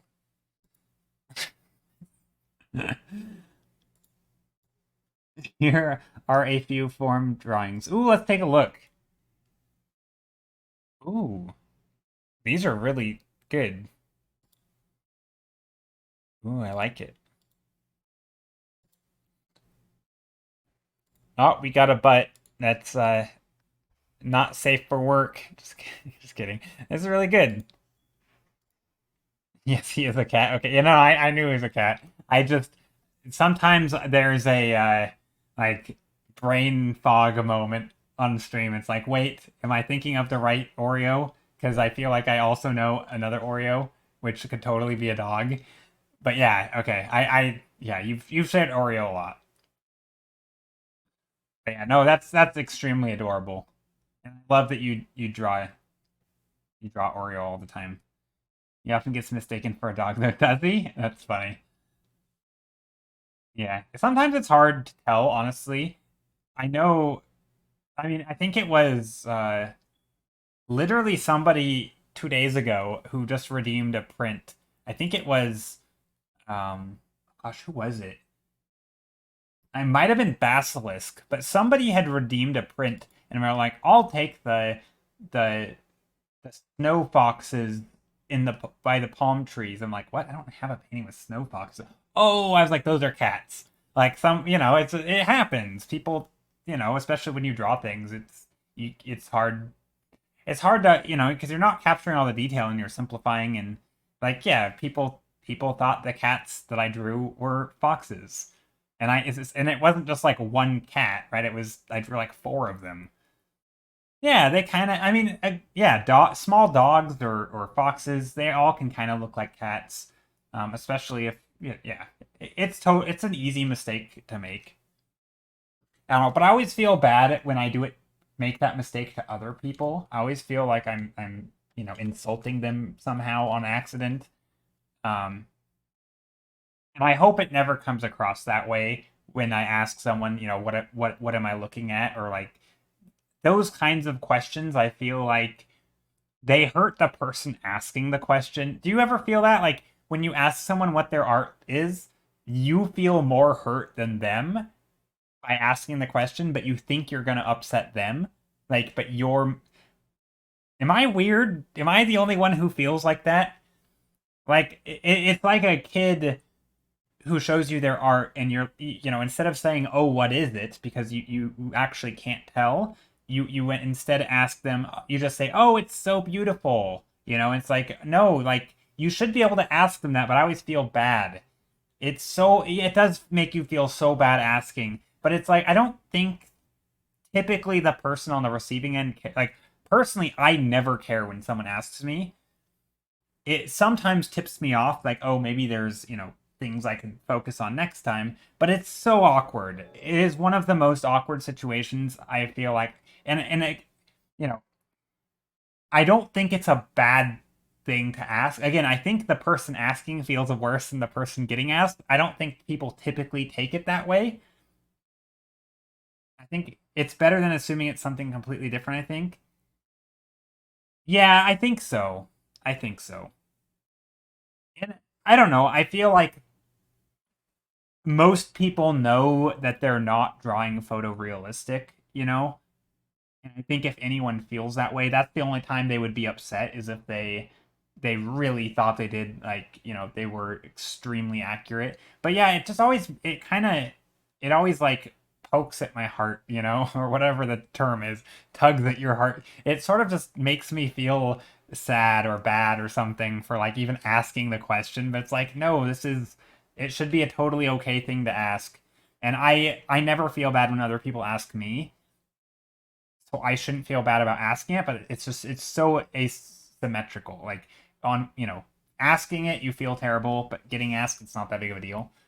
I'm sure some people are upset by it though and have been offended, which, I don't really take their side. I kind of get it, but it's a hard thing. Anyway, uh, Miss Nun says, no, I get it. That's good. I'm glad I'm not alone here. And Curious Chicana says, it's hella awkward. Yeah. It, it always, I never really know. I think, and I feel like there's been times in my life where people have probably said, "Oh, I love it. It looks so good." And secretly they had no idea what it was, but they were too afraid to ask.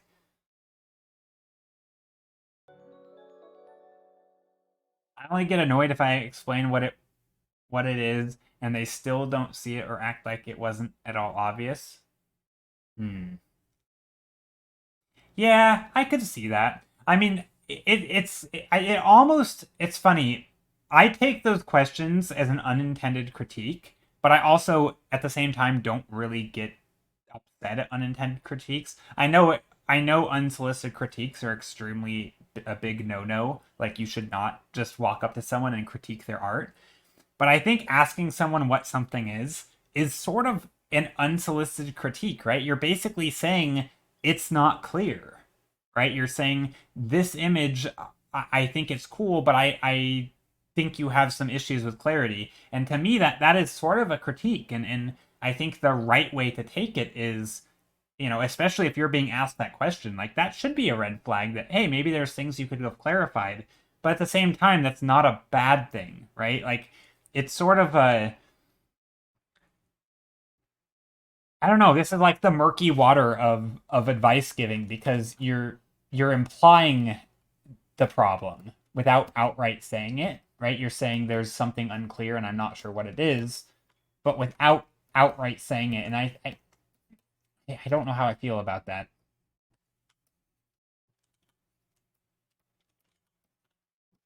Like maybe that's why I don't like saying that because I'm always afraid they're gonna take it the wrong way, and I don't know. I worked in a kindergarten once, and there was a kid who just covered an entire paper in one color to draw different things. A red page was a car, a brown page was a boat, a blue one was a TV, and so on. That's amazing. That's kind of how I take it most of the time. Yeah, I mean, I think some of the most valuable stuff can be gathered from people's genuine reactions. So I told this story before, but actually I could probably show you the image. Let me try and find it. I This was, I don't know, 4 or 5 years ago, maybe 6 years ago, heck, maybe even more. I was doing a painting that I was pretty happy with, and I had worked a really long time on it, and it was one of the first paintings that I felt like was I felt like it was really coming together, and I thought I got the color and the mood really down. But when I showed them this image, I'm going to bring it up on screen in just a moment. The first thing they said was, "What happened to her neck?" Or it was something along the line of like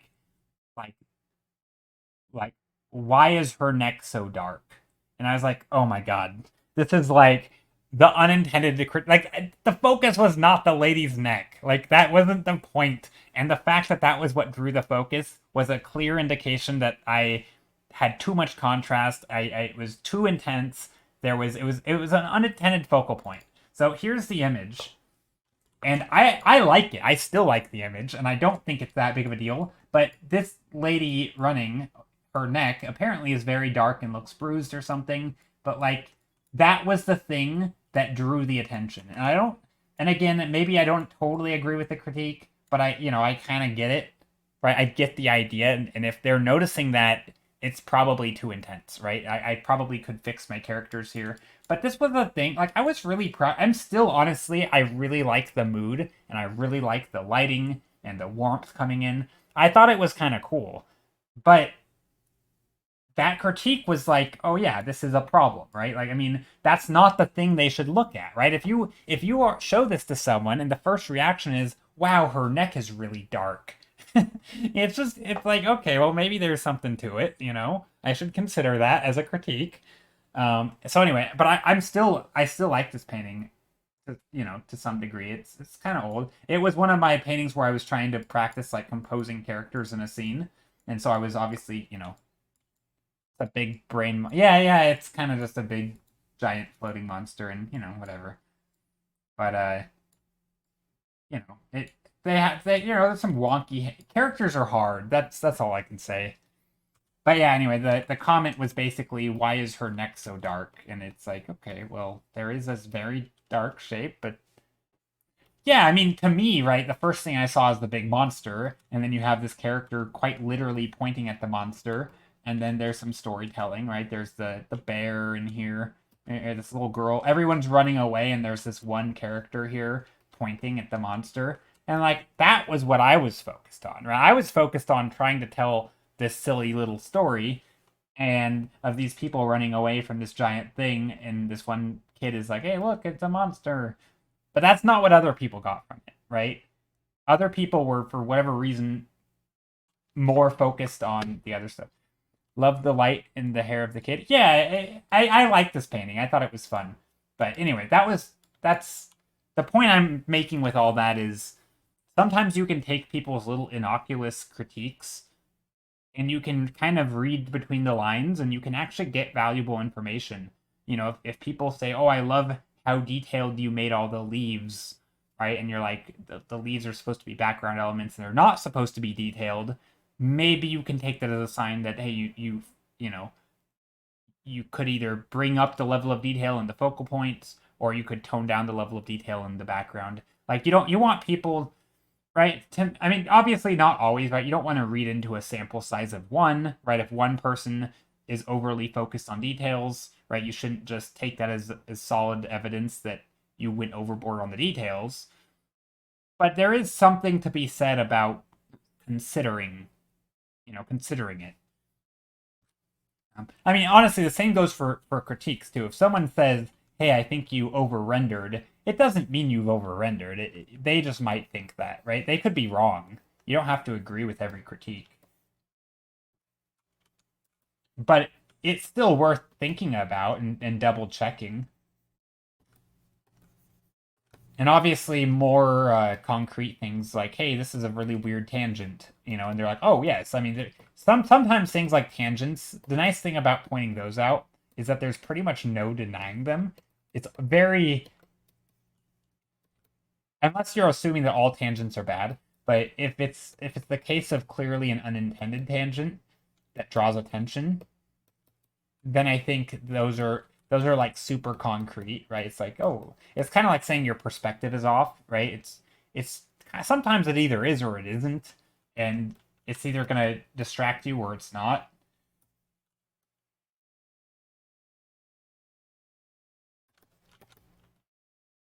Maybe we go something like this. Just making some squiggles here. I'm gonna take a bright yellow.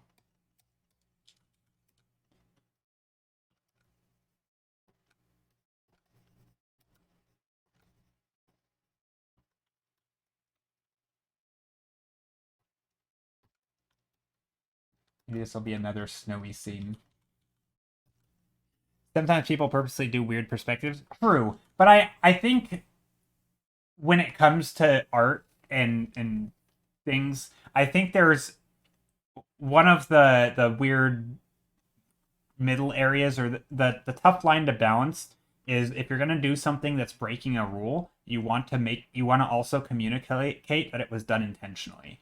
I think when there's, to most people, I think it's pretty clear when something was done unintentionally versus when something was done intentionally, right? This is a good example of this is just anatomy. I think when someone stylizes a character, right, and they push proportions, maybe shoulders are a little wider, characters a little taller, whatever it is, feet are a little larger. I think it's clear when someone is consistent with their exaggerations, so their anatomy is off but in consistent ways, versus when it was a mistake and they just don't know anatomy, right? I feel like it's pretty clear. And if it's not clear, I feel like that is something that you should want to correct, right? You should make it clear that this was intentional. And it can be a tough balance sometimes, I think, between trying new things and making it intentional versus just not being good at it. Right? Like, yeah, people use funky perspectives all the time, but if you have like just that one random thing that's drawn in the wrong perspective that isn't even the focal point, right? And there's no reason it should be out of perspective, but it's like you forgot. It looks like you just suddenly forgot how to do perspective, right? And I think a common thing in this is people do it all the time with houses, right? They'll draw a house in perspective, right? So here's a house in perspective, right? There's a house, right? Here's a window. Here's another window. Here's a door, right? Okay, we got our house. Maybe we have our underside of this. It's gonna be dark, right? We have our house coming up like this. Okay, anyway, here's a pretty normal house, right? And then we have a chimney. And then, let's see if I can do this right. And then somebody draws the chimney like this. This, to me, is a mistake, because nothing about this house implies that you meant to draw the chimney looking downward at it, right? If I were zoomed in here, you might think that this is a perfectly well-drawn cube. But when I zoom out, it's no longer in perspective, right? Because this is just not accurate. What should have happened was this line should have come up here, right? And these should have followed the perspective lines. And if you just happen to draw one thing with bad perspective, I think it's pretty telling that it was a mistake, right? It's fine to draw things. If you want to draw like MC Escher, right? And you draw the super wonky staircase stuff, you know, you have the stairs going down and then this way. Like, that's clearly, right? You know, and then stairs going down that way, right? Or whatever. And then like this, right? If you want to draw that kind of thing, that's totally fine, but that's so clearly intended to be confusing, right? He even drew characters upside down to show that he was trying, you know, he was very aware of his own optical illusion, right? It wasn't the same case as, oh, I've goofed up in this one area. And I think this is where there's a certain amount of repetition, or people always talk about repetition in art. That's what I think if you want, even if you want to do an optical illusion, you can include repetition to reinforce that optical illusion to really sell it. And I think, ooh, this is cool. This is extremely cool. What am I looking at? It says, okay, I have this old painting that's like a top-down view of a canyon river in blues and greens, and nobody understood it. Let me see if I can find it. No, I think this is pretty clear, honestly. I think this is awesome.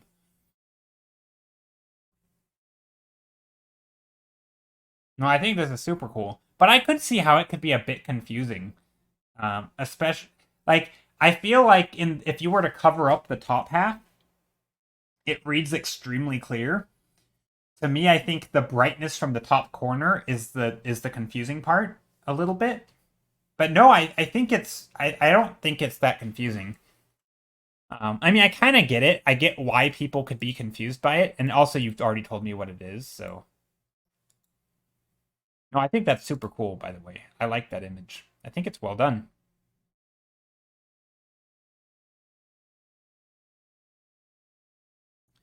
Yeah. With images like this, though, one of the little tricks that you can do is, again, you can always put, if you can sneak in, like, you know, birds from above or something where we know the view, and it gives us some additional spatial relationships, or, you know, you do like little trees looking downward at them where we can see their trees, but we realize the view, the vantage point. Stuff like that can be really useful. But yeah, it's hard to show some intense perspectives like that. I don't know what happened that I was able to render anything like that. No, it's a really good job. And sometimes that happens where you have like standout pieces where you just do a really good job rendering something like way before you were ever even like anywhere near that skill level. You know what I mean? Like it totally happens where you and I always mention this by drawing this silly little graph that always looks like a stock market graph. You know, it's like this kind of thing. And it's always one of my favorite little examples of like regression to the mean. Like if you have these standout pieces, like you might sit down here for a long time before you come back up and you know make a good piece again. Like sometimes there's just these ups and downs, and sometimes there's variance, right? You might be trying new things, and some of them fail, and then some of them are big successes, and you know it happens that way. And I think it's important to remind yourself that yeah, sometimes you know typically though this graph, right, it gets more and more narrow as you go upward because as you get better and better there's less variance. Like that's one of the things about becoming better is that you have less variance because you've done more stuff and you're not really as much of a beginner on most of the things. And that's something that I feel like if you're a beginner, you still might have a knockout composition where everything just looks amazing. It looks like maybe you were just messing around with light, but somehow you nailed the lighting the composition with lighting, and you perfectly framed your image, and it just looks so good. But then your next image, because you didn't understand composition, you just got lucky. Everything you do after that is just not looking as good, and it's like, but because you were focused on the lighting maybe, and then you got lucky with the composition and it just came together, right? I feel like that happens fairly often.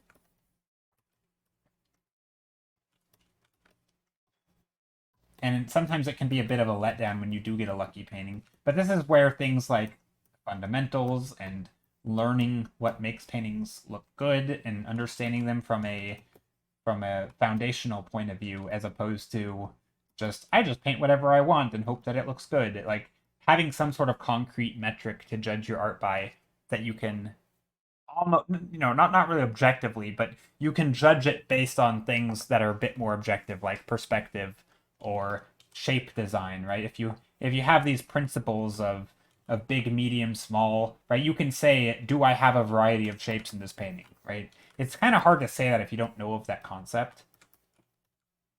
And by making up those little rules for yourself and judging your painting by it, you can start to have some sort of consistency in your art. Where even if you don't like a certain rule, right? Maybe you like paintings with only large shapes and no variety. That's fine, but understanding what you're doing so that when your painting does succeed, you can break it down. I feel like that's really important.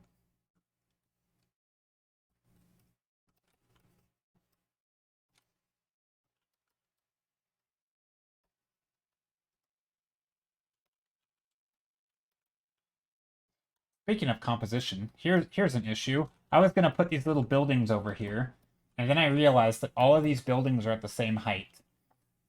So, what if instead I rearrange? I could make this one the focal point, or I could lower it and make these in the background.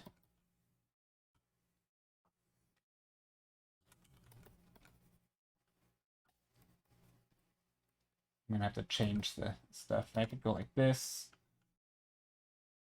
And then maybe this is gonna be the focal point up here.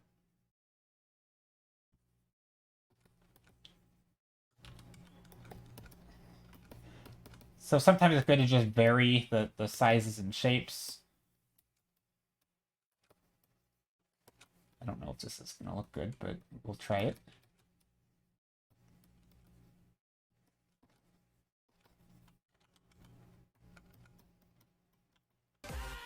Something like that. Ah, we're getting raided by God Broccoli. God Broccoli, how are you? Alright. God Broccoli, how is your stream? Maybe you're stuck in an ad. I should probably wait till I see you speak so that I know you're here. Hope your stream went well. What were you working on today? Hey, what were you working on? Doing well. Nice. Or what were you streaming, I should ask. Thank you for the follow. Milk Art. Did I say that right? Twas nice. That's good.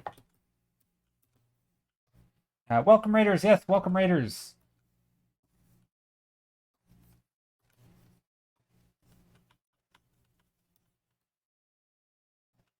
Ooh, maybe there's like a wall. Ooh, this whole thing looks like a wall. But then there's this. What's going on back here? Do I want something back here? Maybe a very light blue or something. A little bit lighter. I do feel like this painting, we can... Okay, I have an idea. I'm going to make it super saturated. Excuse me, just sneezed into the mic. Pro streamer move right there. Zinwoo, thanks for the follow. I appreciate you coming in. Hope you're doing well today. God Broccoli says, I'm painting a purple velvet plant. Ooh, would you like to share? Please share what you are working on. I'd love to see. I'm going to lurk and work for a bit. All right, Decoy. Take care. Happy lurking. If you're just coming in or you're new here today, welcome in. My name's Joe. I do a lot of environment painting. I'm today doing, well, most of the days, actually. I do a bunch of thumbnails. We pick one, and then we vote on it, and then I refine it and, basically continue on with the idea or develop the idea a bit further. Today, this is going to be the last thumbnail of the day before we vote in just about 5 minutes. We typically go for about 2 hours, and then we switch over to voting. I'm going to darken this and see what happens. I think I like the idea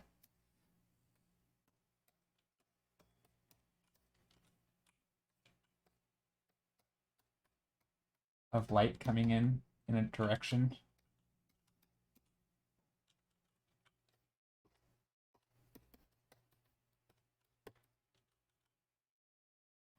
Something like this could be fun.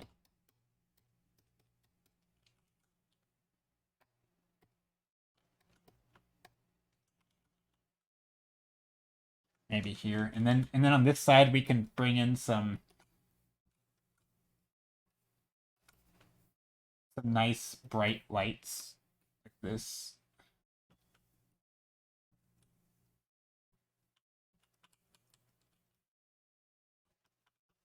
Something like that could be good.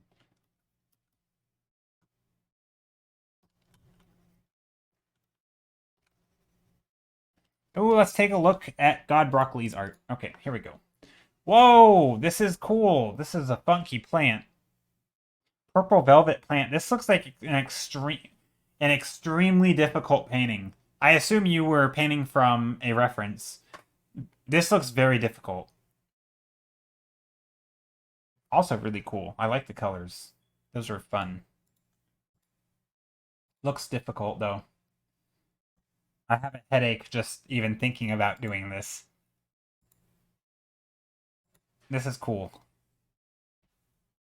Yeah, it's from a ref. Yeah, I assume so. I feel like I feel like sometimes painting from imagination, and this is actually something that I enjoy doing, but I also realize that like typically when you paint from imagination, you tend to want to simplify things because it just helps making painting easier, and it also oh, show it. Okay. Oh yes, I can show it. Sorry. I want to see. Yeah. I'll show it. Sorry. I'm again being a bad streamer here. Okay. So here's the image. It's a velvety purple plant. We got all. I like the purple colors. You even got the color palette down here. Yeah, it looks like one of those. Yeah, it looks like it's probably a super complicated reference. I don't. I think I would. I oftentimes struggle with stuff like that. I mean, without even seeing the reference, I know I struggle with stuff like that. And I think this is where painting from imagination, I think, can make me have less of a headache because I can oftentimes start very simple, and I don't know. It saves me from getting too overwhelmed, I think, and then I can go out and find references to match the things I'm painting. But no, this is cool. It's probably a fantastic material study. It's like doing a puzzle. Yeah, kinda. Yeah, this is probably a fantastic material study. I think I'd be curious to see the reference. I kind of feel like I want to. Maybe I'll just have to Google red velvet plant or something and find some references because I have a hunch that'd be a really fun material to do. Also, this is very saturated. Probably shouldn't have had it like that.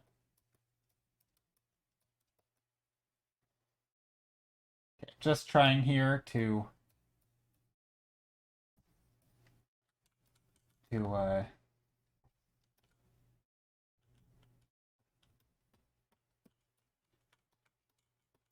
sketch out these shapes, and then we're gonna go into a voting mode, and then we'll vote, and then we'll refine one of these.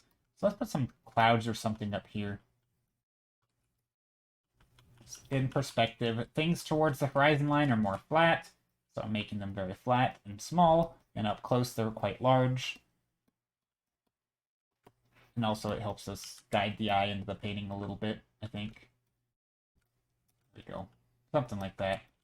Be nice. I'm not sure if I like this shape here in the middle, in the foreground, though.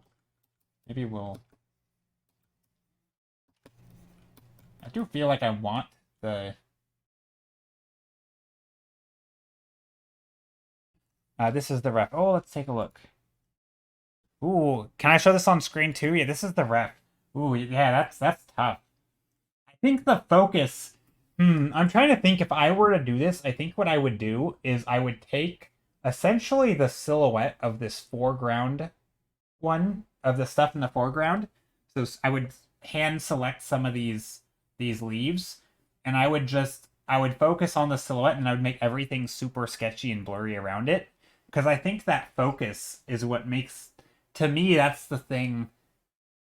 Yeah, that's a tough one. Dang. Yeah, there's so many bright colors and oh yeah, that's tough. Also, there's all the little specular highlights, which make the value structure hard. Yeah, that would be a tough one. That would have been smart. Yeah, I mean, I don't think you did it bad at all. I think you did an awesome job, and you can tell what it is, and it looks nice. I don't know. I think you did a good job. I could tell from looking at it though that that was a tough one because it's super complicated with values and colors and fuzz. Yeah, I don't know if I'm gonna try and do the fuzz. Yeah. Have you ever done like those material studies, but where you simplify the form into like a cube or a sphere? And so you try to make it look like the material, but you simplify the form? Because I feel like that would also be a really fun challenge with that material, because the material is kind of bizarre, right? Like it's not a common material. Well, let me bring back up the image.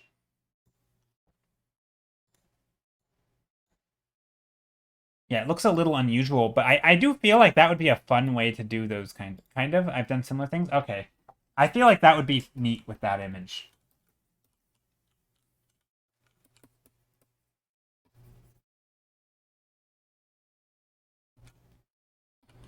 Okay, and then so I do like this image, but I think what I'm gonna do,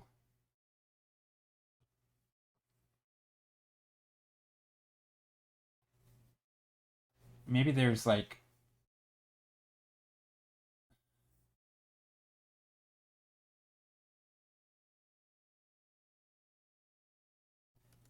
okay, I don't know if this is gonna work.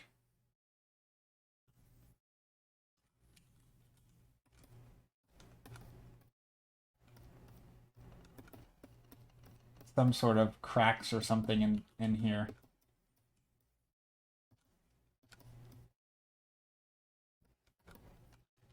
Okay, that's kind of cool.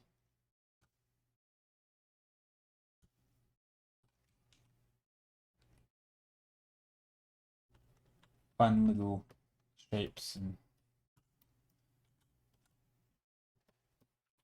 okay, there's a fun composition. Hey, happy affiliate anniversary! Thank you, Steph. Appreciate it. Whoa, 34 months. Dang, that's almost 3 years. I had no idea. I didn't have any idea either. I wasn't doing much of anything for it. I think it's been 4 years since I started streaming. Pretty sure. Which is kind of wild. I didn't. I was trying to figure that out at the start of stream, but I think yeah, I've been streaming for 4 years now, pretty regularly. Been a long time. Anyway, thank you for the sub. I very much appreciate it. The Prime sub, which you can do for free if you have Amazon Prime and link it to your Amazon account. You get one a month. You don't have to use it on me. Anyway, yeah. So let's vote. We're gonna vote. I need to make a straw poll, and then I'm gonna pick one of these and work on it till the end of stream. So let me merge those. Oops. Does that work? Yeah.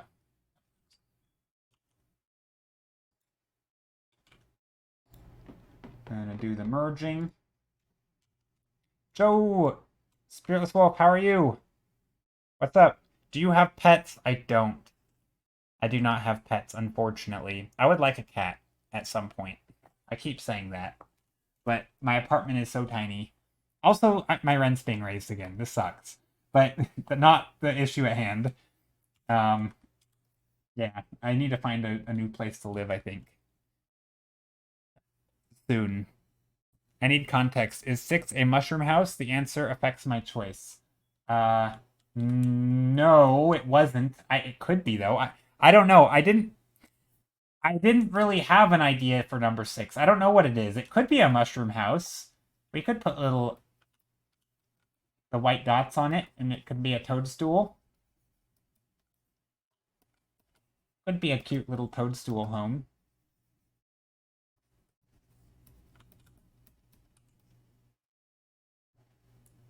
There is a donation goal for cat. Not really just a joke. Yeah, totally.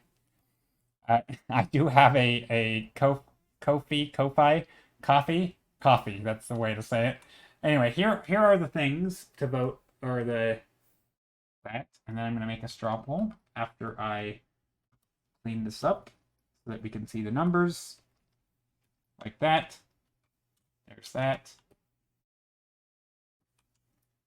coffee. Yum. I'm not a big coffee fan. I am much more of a tea drinker myself, but, you know, to each their own.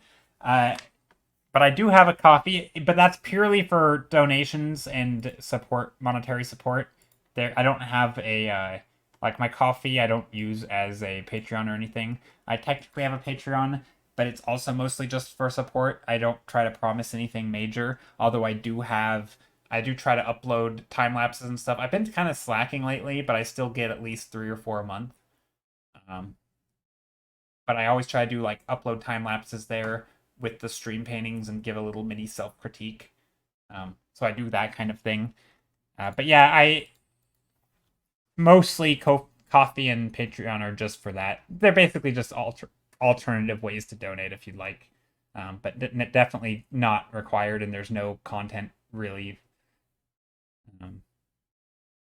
But yeah, let's see. I have what am I trying to do? Straw poll. That's what I want to do. I want to go to straw poll, strawpoll.com. You might have misspelled straw poll. Oh, I did. Thank you, Google, for knowing that I didn't go to straw poll properly. Type your question. Or, okay, for the poll, it's going to be vote for your faves with 6 options. 1, 2, 3, 4, 5, and 6. Create a poll. Allow selection multiple options. Yes. Create poll.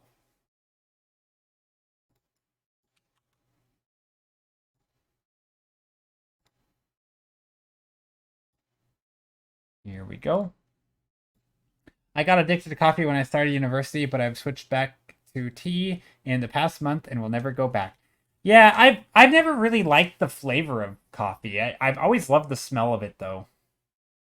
I'm boiling some water, gonna make coffee tea. Coffee tea, nice. That's the coffee with the tea in it. All right, there's the straw poll. If you would like to vote, please do. I will also pin it to the top of chat.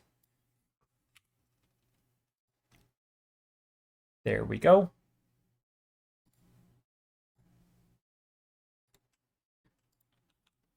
All right, speaking of tea, I also have tea. Yeah, but yeah, coffee is one of those things where I've always enjoyed the smell of it more. I think I'm pretty sensitive to flavors. I've never.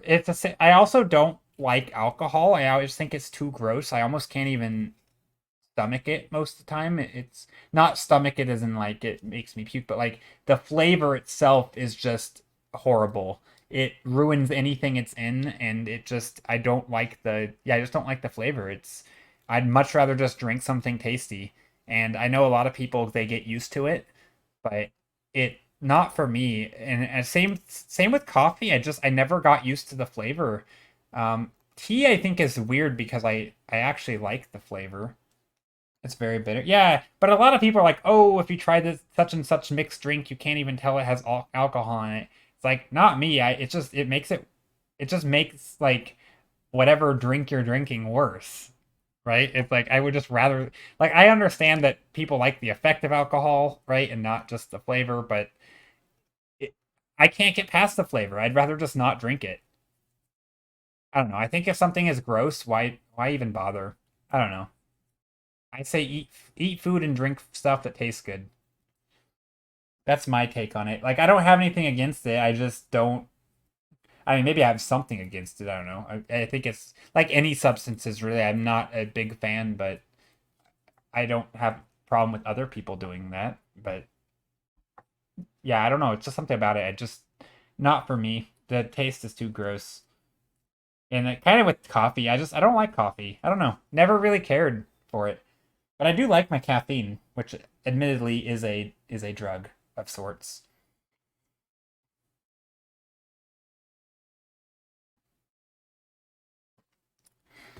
But yeah, so straw poll is up. If you'd like to vote, please vote now. You have the options are on the screen.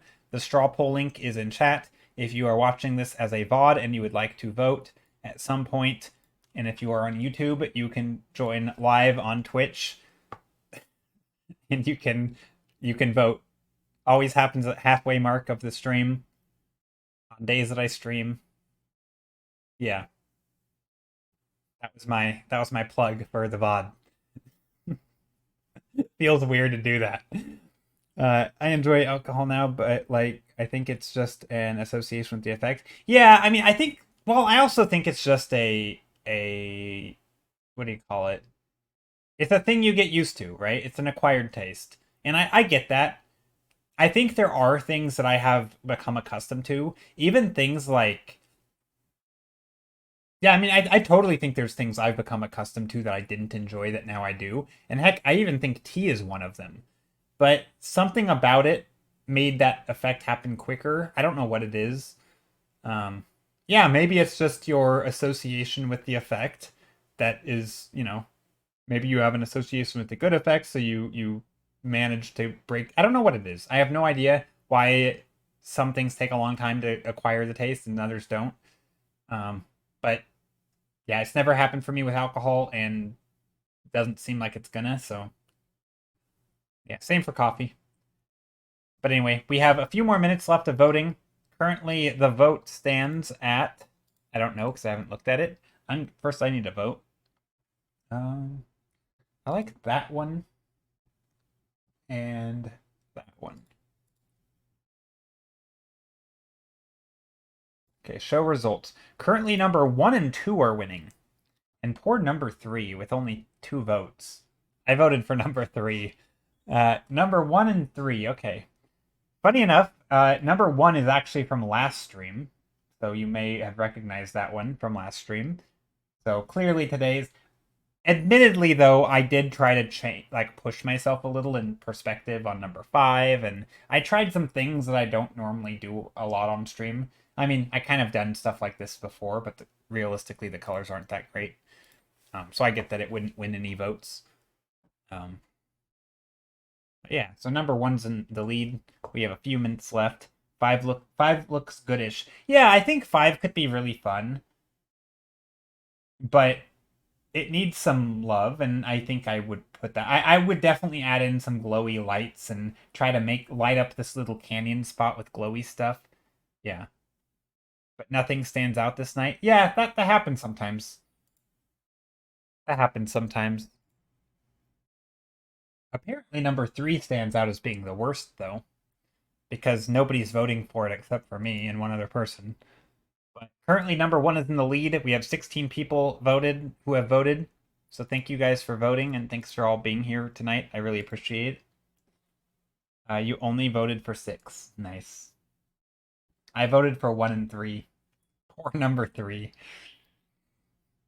I think number 6 would be fun. I wasn't really sure what it kind of looked like a train. And now that you asked if it was a mushroom, I'm thinking of like a mushroom train could be extremely cute. You know how like trains have those little like those old-timey trains have that little compartment that people ride in, and then they have like the front of the train. If that top part were like a because this looks like a submerged train, right? It kind of looks like a train that's sunk, but it also has a mushroom top on. I feel like that would be a really adorable thing. Like a scene with a mushroom train with little mushroom characters or something. Dang, now I want to paint that. That would be such an adorable little illustration. It has to be a thing, right? I'm just gonna Google mushroom train. Mushroom train. Images. I guess technically some of that. No, it's kind of weird. Let's see. Old train. Let's see if I can show you guys what I mean.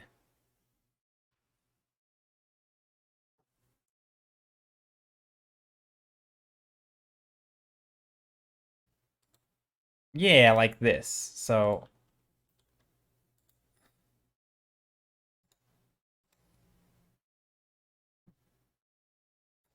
here, I'll show you in a moment. I was going to vote for 3, but my eyes kept looking at the mushroom. That's fair. I like the depth in 5. Yeah, 5 is neat. I kind of wish I would have voted for 5 now that I think about it. But I didn't. Number 1 and 2 are tied, so if you have a preference over those. Oh, wait. What one won? The timer ran out. But I don't know which one won. Number 1 and 2 are tied. We're going to have a vote off in chat. /poll. Do not vote currently. I'm going to make the poll 2 minutes, 1 or 2. Which one do you want? 2 minutes. There we go. 1 or 2. Those are the options. You can vote at the top of chat. There should be a drop-down menu. It should be pinned. I'll zoom in. There we go. Thank you for the follow. I appreciate it. Thank you very much for the vote. So yeah, currently number... Oh, it's still going to be close. Number 1 is winning now. Yeah, if you already voted, it was a tie, so I reset the vote. But now there's a drop-down menu at the top of chat. You will click on the little thing. You don't have to click a link or anything this time. If it's a tie, I'm just gonna go with the one I voted for. By the way, I'm the tie break, and I'll just tell you right now, it's gonna be number 1. If it's a tie, I'm choosing 1.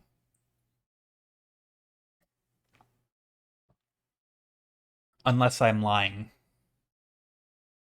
in which case I'll choose number 2. But you don't know if I'm telling the truth, so just vote whichever one you want.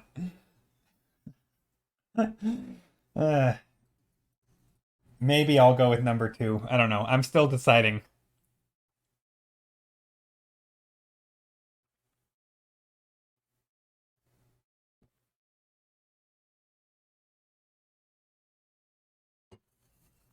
I feel like somebody's trying to rig the vote. Like someone is trying their best to make it a tie. I feel like. We have like 30 seconds left and it's almost a tie. There's no way it's this even. Somebody's being sneaky. Hello! Witchy Ronka, hello, and Chibi. Oh, number 2 is okay. Number 2. Oh wait, yeah, number 2 won. You caught me. You didn't. You were you rigging the vote? Did somebody rig the vote? Okay, number 2 is 1, fair and square, or fair and it's not really. It's rectangular, but you know what I mean. Okay. Nice 2. Yeah, that'll be fun. That was the one because somebody had asked about underwater scenes, so now I can make it actually look underwatery, and I can pull up some references. So this will be fun. So let's save this real quick as a JPEG. And then that way I can put this in the thumbnail archive in Discord. If you are not in Discord, you can join our Discord where I post all the stuff. I voted 2 and I just appeared. Nice. You've swayed the vote. All right. Thumbnail archive, paste. There we go. Now I can save this again as a Clip Studio file. There we go. Okay. Yeah, how are you though? Hope you're doing well. Thank you, Vana. I think it's funny that it shows in everyone's original language, but it doesn't translate. Like I know what it is, but it's just kind of amusing that sometimes it's in Swedish, sometimes in German, sometimes in other languages. But yeah, thank you for the happy anniversary wishes, streamiversary wishes, or whatever you want to call it. Okay, so I'm going to take number 2 and scale it up.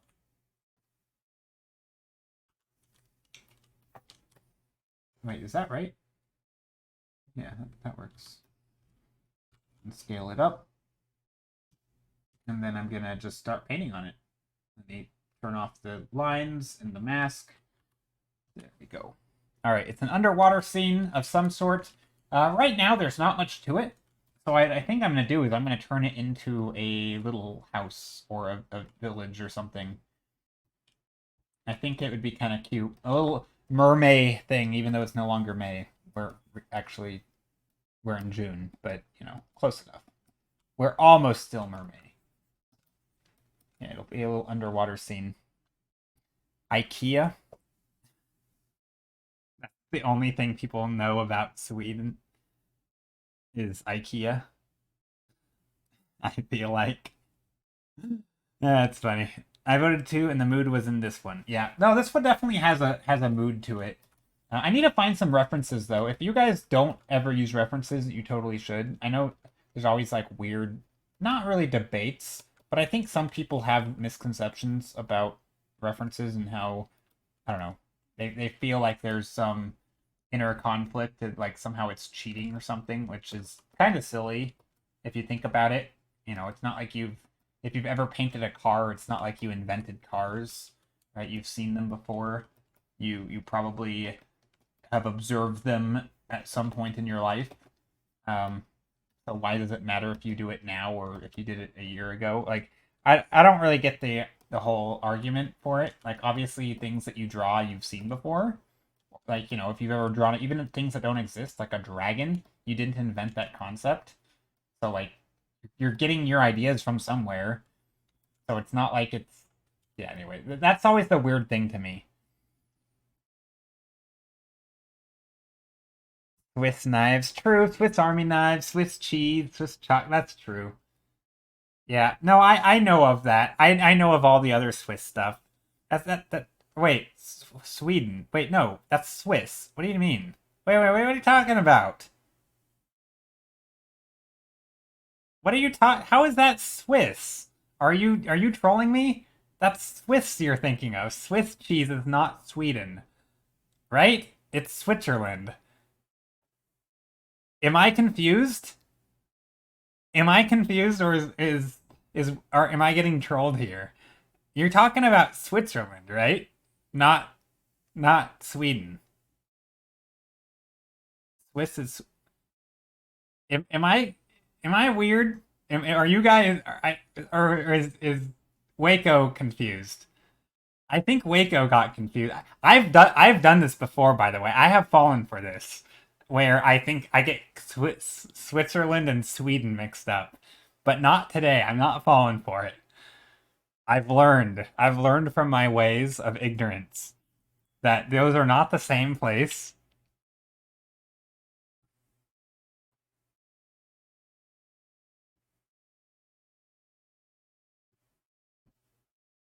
Someone got it. I don't know. I think gonna pretend Waco was. Maybe you fell for it. I don't know. See, I don't know if you were trying to play a joke or if you fell for your own joke. Hmm. But yeah, I think that's a. I'll admit, I always get confused by them. I always think of. I always get confused, which I know I'm not alone either, so I don't feel as bad. Okay, so I'm gonna paint to the edge of the canvas. I don't have to. Sometimes it looks nice if you don't paint to the edge of the canvas, but I am just so I can evaluate composition and stuff better. I just had to troll because those two get confused so many times. All right, I'm still skeptical, but I'll take your word for it. I'm gonna trust you. You seem like a pretty trustworthy person, but maybe you got confused. The world will never know. Did you know the difference between Switzerland and Sweden? The Swiss people, German, the Schweizer, French, Les Swiss, Italian, I don't know how to say that, are the citizens of Switzerland or the people of Swiss ancestry. Sweden has some great desserts. Would recommend semla and uh, Kronboular if you ever get the chance. I think I destroyed those names. Yeah, yeah, I would love to. I like. He's trying to use a reverse Uno card. Maybe, I think so. Are you talking about Waco? I think he is. I think Waco's trying to use the reverse Uno card. I think that's what's happening.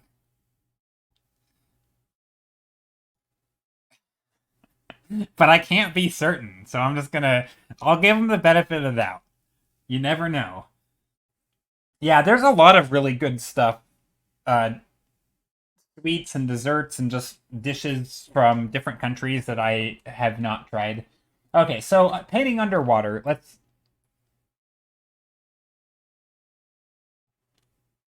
Okay, so painting underwater stuff. Let's find some references. A lot of the stuff that I do for environments, I feel like I can get like 80% of the way there in terms of mood and environment and sort of atmosphere and colors, all that. Underwater glowing. Just to see, maybe not glowing, just I'll put underwater plants. Plants. Ocean, let's see. Ocean floor. What if I just Google ocean? Oh, there we go. There's some fun stuff. These are some nice references. Okay, I need to bring up PureRef, which is an awesome reference site, or not site, but program, which I'm totally not sponsored, by the way. It's just worth it.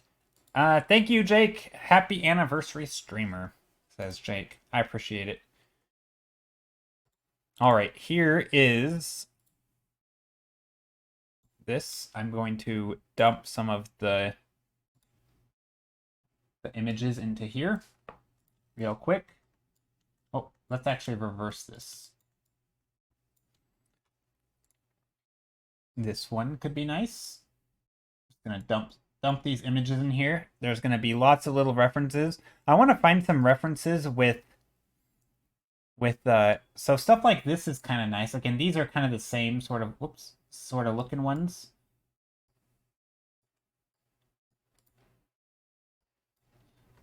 So these are nice for the atmosphere and the colors and sort of like the the details and stuff. But I want to find some stuff with different colors. So maybe let's see, ocean floor fauna or flora. That's what I wanted. Stuff like this could be nice. Stuff like this could be nice, which is kind of creepy looking, but it's also kind of cool. Maybe we take some different shapes out here.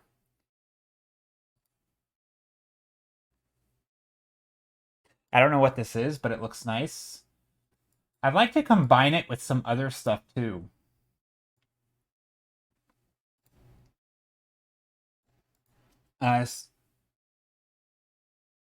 Selama ulang tahun baru. I don't know what that means.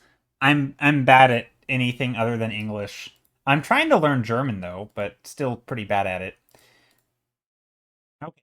So I think this is enough references. I really just wanted it for some of the basic stuff. I'm not gonna like copy any of these really. I don't have any plans. I do like this one though. I think there's some neat little shapes in here.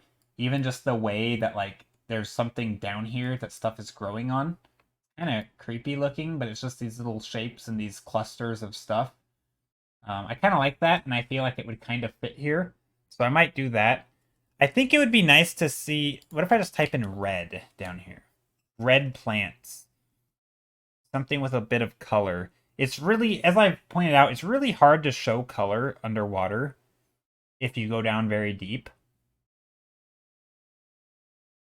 Because even when things have color, they oftentimes, the white light that would illuminate it doesn't always reach very far. So you actually don't see the color. It just, stuff will just look black or blue. Stuff like this could be nice. Anyway, so there's some of my references, and I'm just gonna use them as sort of uh, keeping them off to the side, just kind of as a inspiration if I need. Might flip between some of them. Can you add a creature to this? Maybe. Yeah, I might add some fish or something. I'm not going to do like a full-on creature painting. But first thing I want to do, I want to play around with colors a little bit. I like the little glowy things. Maybe we'll invent some glowy shapes.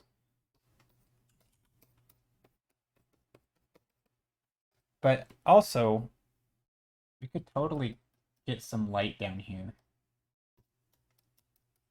And I just want to warm it up a bit or get some of these lights.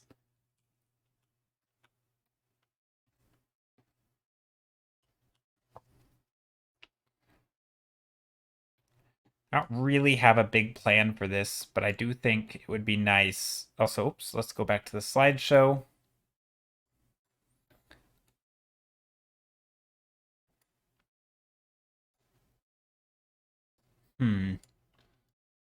I'm trying to figure out if I want to put lighting at the top. I feel like I do that a lot, and so maybe I don't want to do that. Maybe this will be far enough down that we just see some of this brighter light down here. Like maybe there's still some light on these areas. That could be a thing. But then we still get really, really dark down here. It's not a bad way to do it.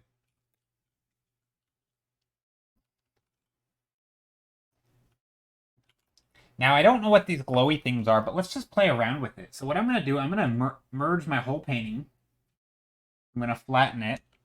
I'm going to duplicate it. And so now I have this whole painting I can just paint on one layer. And I just want to play around and see what happens if I, take these little things and make them a bit oranger, in spots. Make them look like orange glowing spheres.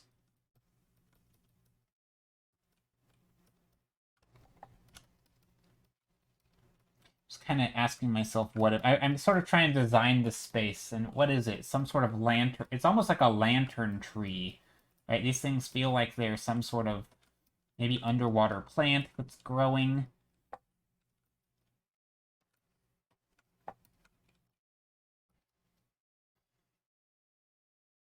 Maybe I'll play around with a different brush here.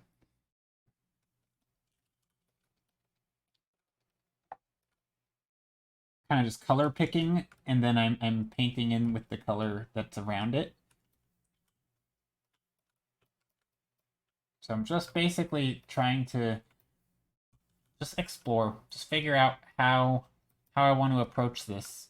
What are these things? Maybe there's like these shapes that curl around.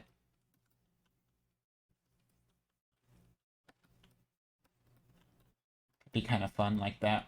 Something sort of a lantern tree type thing. So there's these little shapes. And if that is the case, then I need to make these lantern thingies kind of opaque. At least a little bit opaque. But also glowy enough that they stand out. And I think that would look kind of nice from an underwater point, because the underwater stuff has a lot of these little hanging things that sort of wrap around forms, almost like not tentacles, but you know what I mean. These little shapes, and I feel like this would be. This is one of those fish in the deep that lure prey with the light. Only this is a giant underwater tree. True. Maybe there's like teeth that come up like this, and it's like a giant bear trap. And when things come into the tree, it just clamps shut. So you can see like the outline of teeth back here. This whole thing is actually an underwater fish. It's the mouth of it. I don't know. Like the tongue would be cool. Yeah, stuff like that I like, but I feel like I would need a reason. I don't know. Stuff like that is fun. I feel like I have to start with that idea for it to work because the composition kind of demands it. I don't feel like it's a thing I can just all willy-nilly just decide on unless it happens to fit the composition.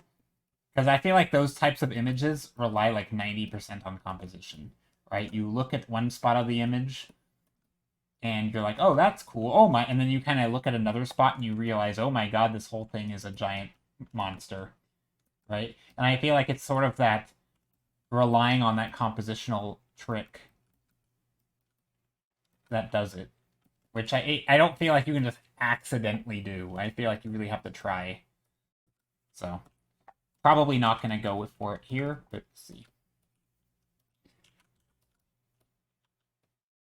Yeah, these are some little thingies. They're like lanterns hang down.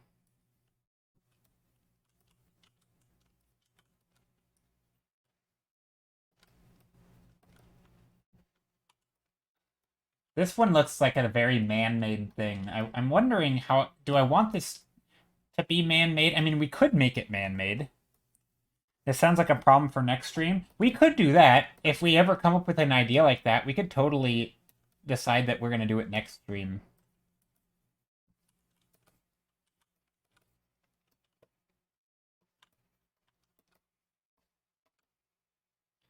But we could do that. It's not bad.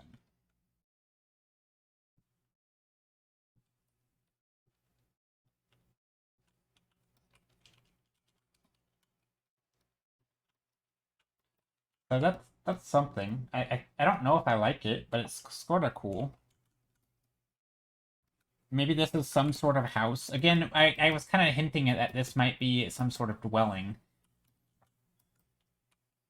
Mermaid thing. Yeah, kinda. Now that mermaid is done, and now we're like, let's do all the mermaid underwater stuff.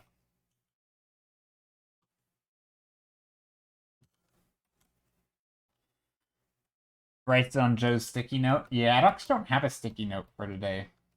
I should. Maybe you can remind me. You'll have to remind me.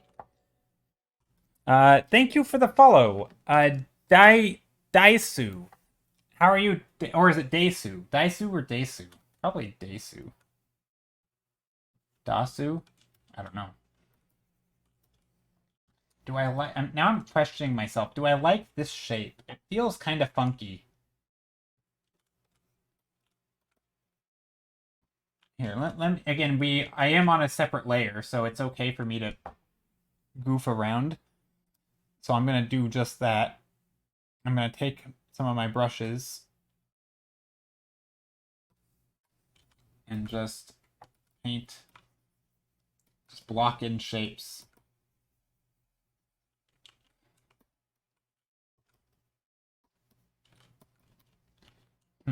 See, right now I'm feeling like I'm kind of losing the charm of it. It had this sort of drop off that I liked before. And I feel like this kind of... Something about it.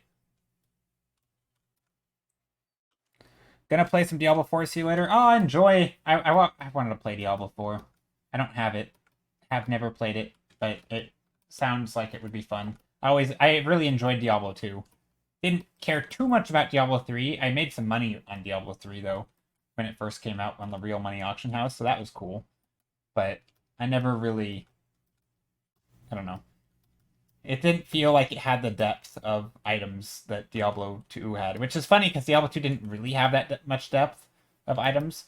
But I think things like breakpoints in Diablo 2 were a complex enough mechanic that when you were when you were building your character, you had to be aware of it. Whereas I think a lot of things, it basically just came down to critical strike damage and percent, and life in your main stat. Like every character needed, your main resists, or did you even need resist? I don't even remember in Diablo 3. I don't remember if you even needed resist, but it seemed like every item needed the same 6 stats. And it just felt like it wasn't...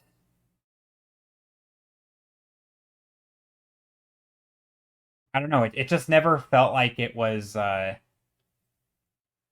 really that complicated. I don't know. I liked the character building in it, and obviously it wasn't like the most complex in Diablo 2 either. But you're selling the Diablo 2 chest strategy guide expansion? Huh, what do you're selling it? Okay. Like just like on eBay or something, like the original set or back in the day, like the big pack or whatever. Is that what you mean?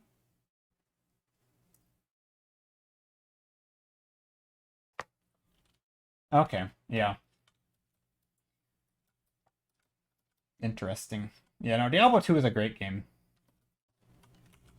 It was one of my first sort of addictions to video games. Okay, I think I'm gonna get rid of some of these lights back here. So focusing back on the art for a moment. I like this drop off, and I think this cliff is actually kind of a nice feature in the painting. And I kind of want to lean into that. I want to focus on this cliff, and also obviously the tree. But maybe with the cliff, I can bring in like a backdrop here where I can imply that there's this stuff in the back. It can go down a little further, get a little darker.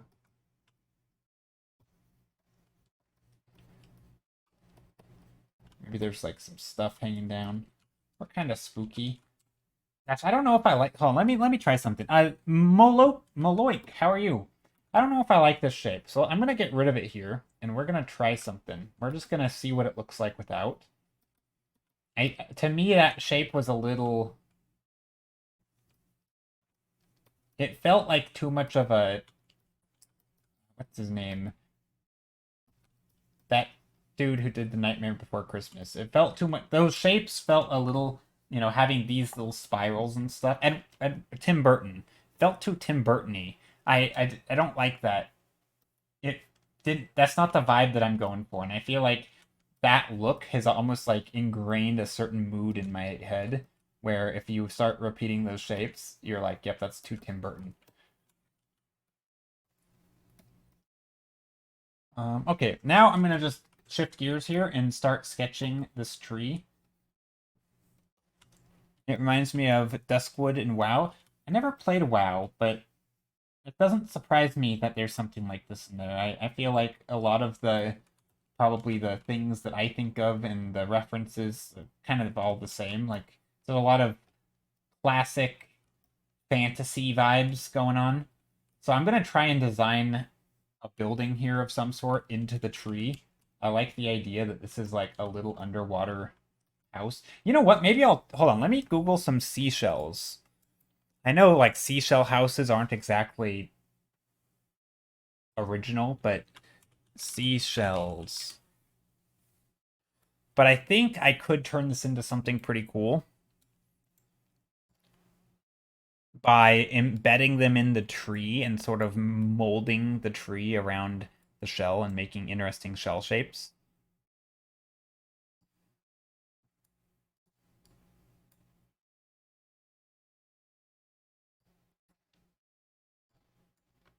Uh-oh. I just copied a bunch of crap I didn't want to copy. Hopefully I didn't lag my stream. There we go. It reminds me of Duskwood and WoW. Oh wait, I already read that. I got confused. Yeah. Yeah, it does. I mean, it could. I did play World of Warcraft, but I don't remember Duskwood. Maybe it's too new for me. So yeah, maybe there's some things like this could be a shell shape.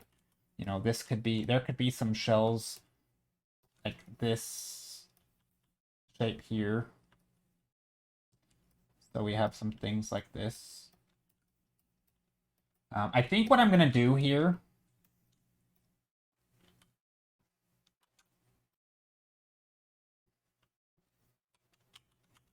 I know what I'm going to do. But I can't do it quite yet. But I'll explain it anyway. So what I'm thinking about is there's a lot of room, especially when you get into these shadows, to really add color variation. And I'm going to try to make this painting extremely colorful. So in about 20 minutes, if I'm not there yet, I'm going to hope maybe somebody can remind me. If I haven't started making this very colorful, then in about 20 minutes, I'll start doing that. First, I just want to add some form here.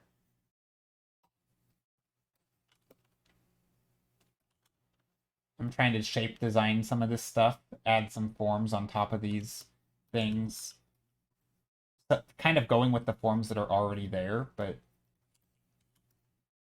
trying to make forms like this.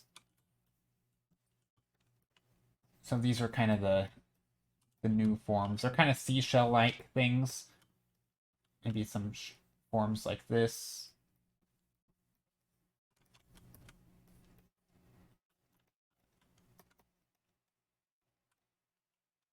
So this is where we were talking about perspective earlier.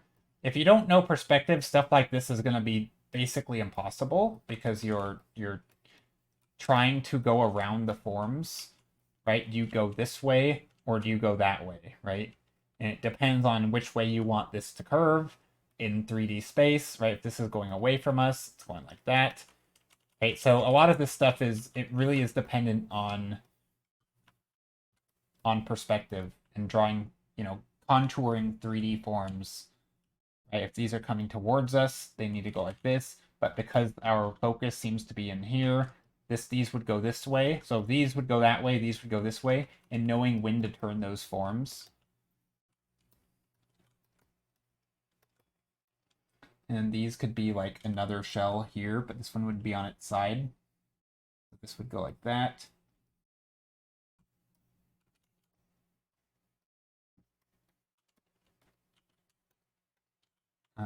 This is now getting a little funky, so let's push that back.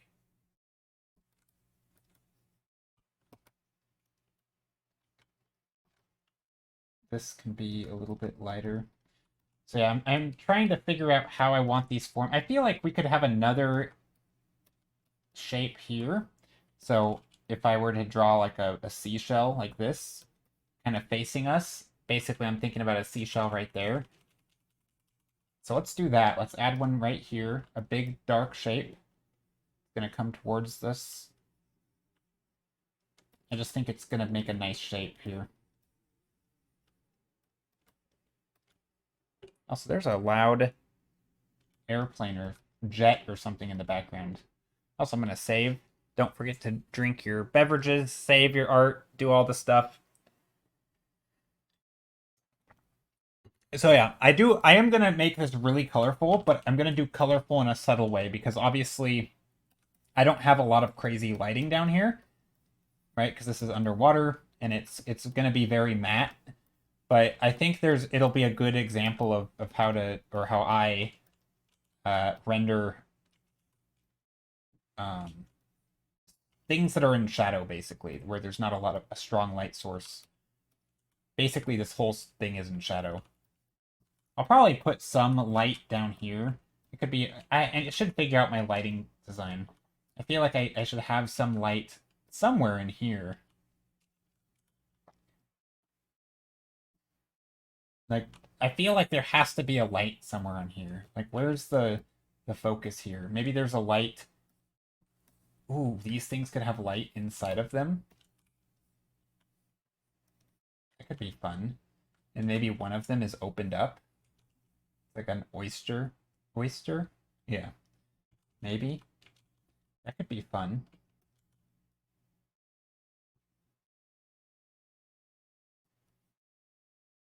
Something like that. Do I like that? I mean, kinda. I don't know if I like this specifically. Let me think. I don't know. I mean, this kind of competes with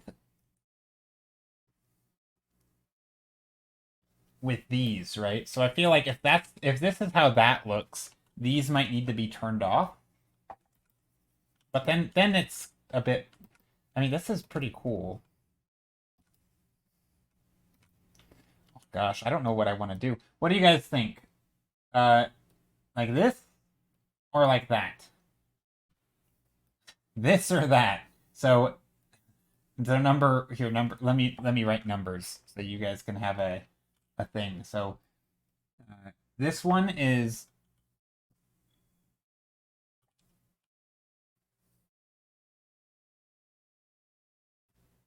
number 1 or number 2. Oh, not number. Sorry. How do I do this? Crap. Okay, what am I doing? Okay, number 2 is the one with the lines going across the thing, like this. And then number 1, it is just the bulbs. I'm thinking number 2 is better. I think it's the light is on the focal point. I think it's more interesting, which I realize is totally changing. Anyway, actually, I'm just going to go with this one. I think this is a better version. I think it's cooler. It's also harder to understand what's going on, but I think it's okay. I think I can do it. And it's going to be a challenge, but at the very least, it'll look cool. And it looks more unique. I feel like it's a more refreshing design than the just glowy bulbs under the ocean, if that makes sense. Plus, this is gonna be...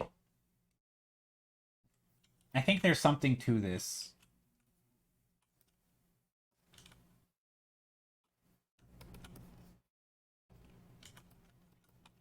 This will give me an option to open one of these up, maybe. I feel like this one should be open. Let's try it real quick. Yeah, I like the line. The lines look cool. Yeah, they do kind of look cool. So I'm gonna try, what if one of these is opened? Or opening.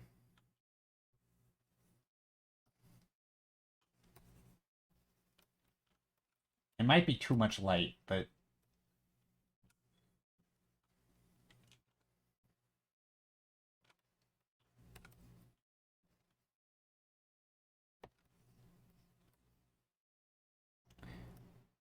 Yeah, yeah, exactly. There's shells on the tree, yeah.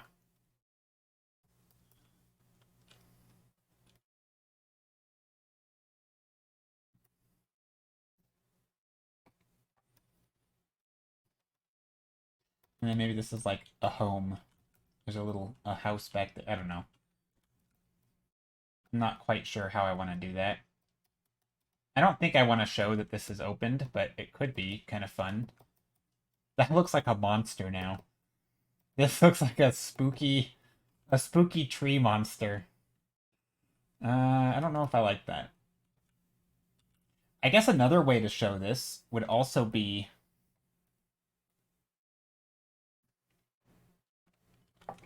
to show the side view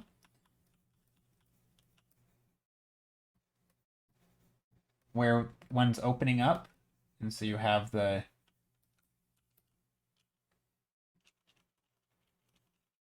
Nah, I don't think I need to do that. I think I can just show the material and render it properly. Let me find... Do you guys know what these are called? Or is this just oysters? Or clams? Those are clams. Clam shells. Images. No, maybe it's not clams. Is this what that looks like? Or maybe they are oysters. Let's see. Oysters.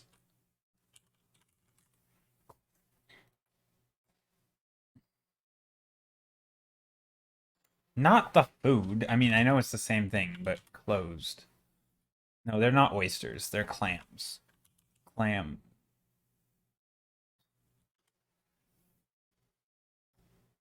I think they're clams. I don't know. What am I looking at? Or scallop? Maybe scallops. Ooh, scallops. That's the term. That's what I'm looking for. Perfect. Thank you. Ooh, scallops are creepy as heck when there's something in the shell.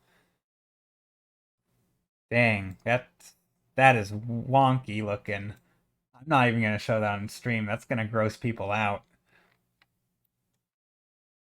They look like they have little hairy lips, and they're that's pretty almost disturbing, but it is cool. Okay, these are very much our scallop looking things. Okay, well we're gonna make fantasy scallops that aren't so creepy. All them little eyes looking at you. Yeah, they're extremely creepy looking. Okay, so what I'm gonna do, let's see. I think I have. Yeah, so one of the telltale things of the scallops are. Here, let's see if I can go back to this.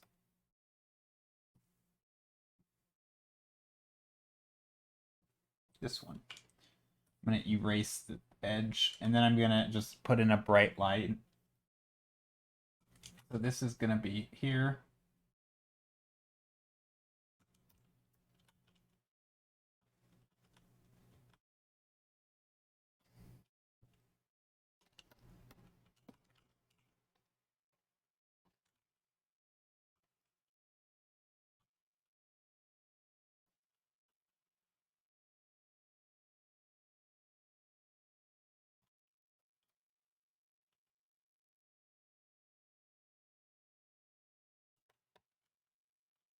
Something like that, I think. That'll work. And then, okay, so now, oh yes, I was gonna do the colors. Okay, So I have an idea for color. So what I want to try to do is I want to take this, which is kind of a matte material. M-A-T-T-E, matte, not the name. And what I'm going to do is basically I can sketch in where these little grooves are, but that's not really that important. So I'm just going to take the color and I'm just going to start plopping in. I'm just going to move these into different things. So for example, maybe a deep blue, purple, and in the dark shadows here. Just adding some. Again, I am on a separate layer, so if I goof something up a lot, that's okay. Right? Maybe there's just some dark blue shadows, dark purple. And it doesn't have to look good, really, because I'm going to jump around to lots of different colors.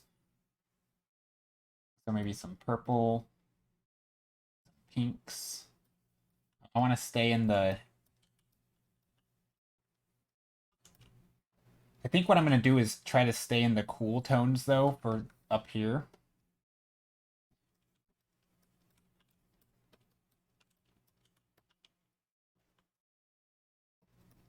So cool purples, cool...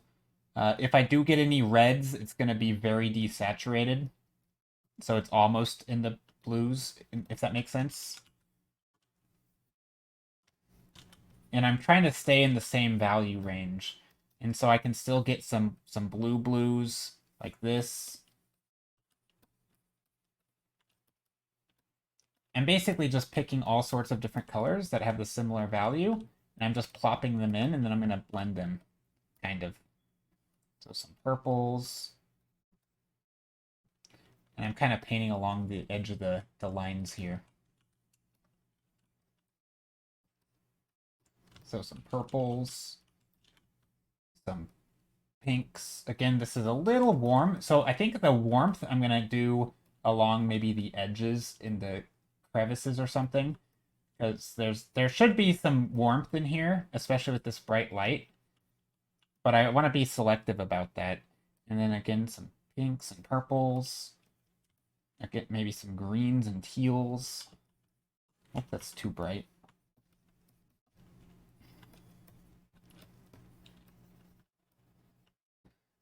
There's also a Triticana gigas clam, which is big. Ooh, okay. I'll have to take a look. I think that these little things are working, though, the scallops. I think they're quite nice here.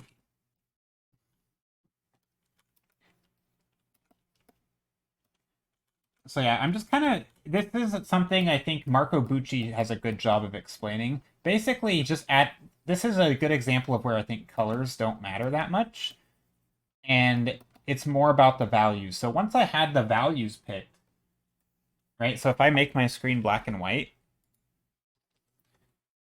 so if this is me turning off the color layer, but when I make my screen black and white, like, I guess I am adding some brightness ever so slightly, but like more or less, the image, actually the image looks better like this, but this is what it looks like now with color. And without color, like, it's not really a big change in value, ever so slightly. But the main thing is the values, right? Or sorry, the values are mostly staying the same, and it's the color that is. In fact, we could actually make our screen black and white, come in here, grab these dark purples again, and we could actually paint over a lot of this to bring back in those shadows where we want it.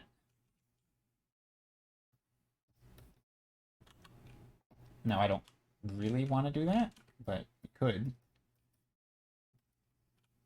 Or I could just grab some of those colors like this and make it darker. Or I could grab these and make it darker. I feel like the idea is there, though. Which is, the color doesn't matter that much. It's much more about the value. And so once you establish your value structure, you can just wiggle your colors around and do whatever you want with them. Right? If you want to take a color and make it super saturated, you can. If you want to make it super desaturated, you can, because it's all about the value. And I do want to have a good variety. I think I'm going to do a lot of desaturated stuff in the shadows, which is going to give it a much cooler look. Or, sorry, warmer look. Which is okay, because the ground is probably going to be warmer. I don't know. I haven't really decided. I should probably decide that.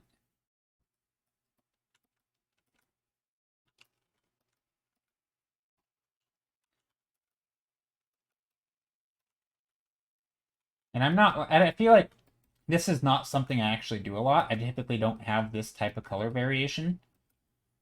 But I think it's nice for stuff if you're painting a scene entirely in shadow, like I am. It can be quite nice. It's also a fun way to add in additional, for example, maybe you're playing around in the neutrals. Like, I mean, this image is pretty saturated, but if you're playing around in the neutral grays and stuff, to occasionally get a little punch of like bright saturated color can be a really fun way.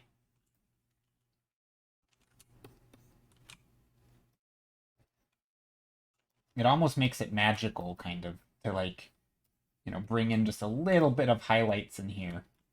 And it's obviously brighter, but like if you look at the values, right? Like even though this is obviously brighter and it stands out, it it's almost not too unusual. To me, it's really about the. I feel like it's much more about the saturation here.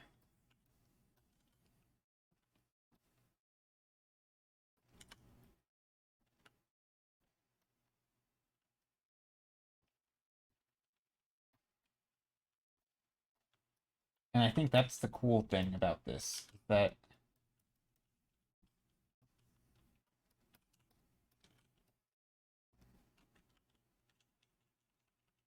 yes, there we go. That's kind of neat. Maybe I actually is it though? I don't know. I just realized I was on the wrong layer the whole time. But that's okay. I can always undo some of these bright things just by mixing in other colors.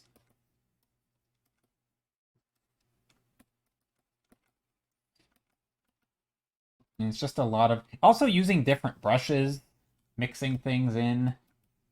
Lots of variation in color and texture. That can be a fun way to do it.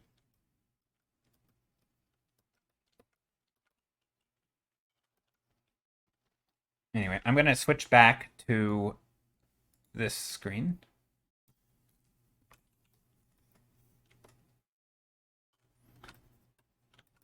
I'm going to paint down here.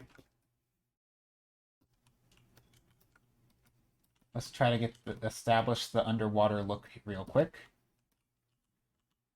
I think the biggest issue right now with the underwater look is that there isn't enough stuff in the background. There's no atmospheric perspective really with any of this stuff. I'm gonna add some of that back in. I'm gonna just use a big chunky brush. Oh, let's go up here. So big chunky brush.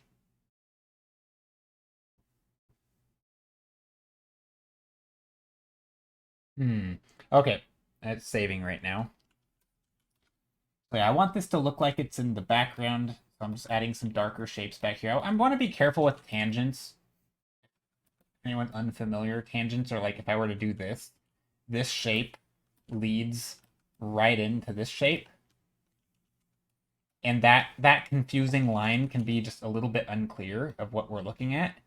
Whereas if I simplify the shapes to make sure they're not pointing right into each other, so that they go in the middle, so that you realize one is overlapping the other. I think in figure drawing, like Marco Bucci has a lot of videos where he describes it as like T shapes, right? You have like a line and then another line intersects into it.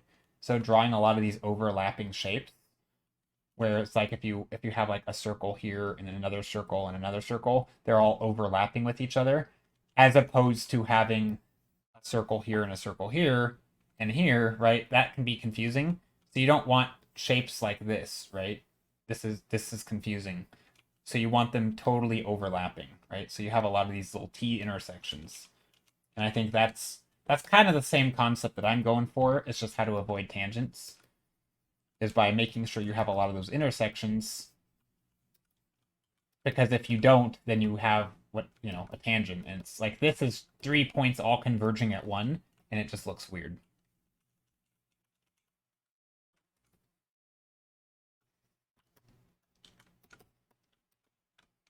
Okay, I do feel like we can get... Also, same thing down here, right? If we want to add color into our scene, we can move the color around here.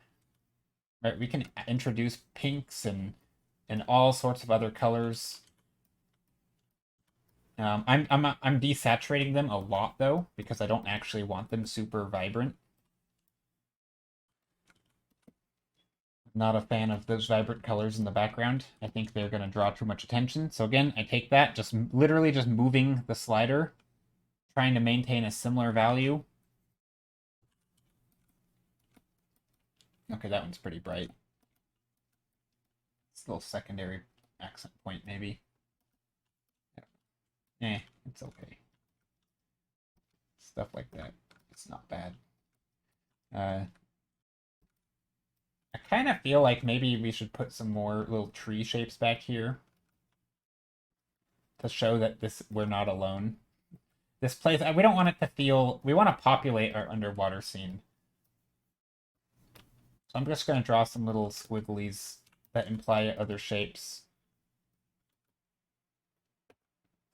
Also, composition-wise, right, there's sometimes things like this, where it's almost like this line was intentional. Like, it looks too perfect, right? I want more variety than that. I think things like, lowering this shape, or raising this shape, maybe I don't like that one because it covers the background. So maybe raising this one, lowering that one, right? Raising this one, lowering that. Right? You're kind of making them staggered so that you don't feel like it was intentional that they had this perfect shape, right? Sometimes things that are too consistent will stand out.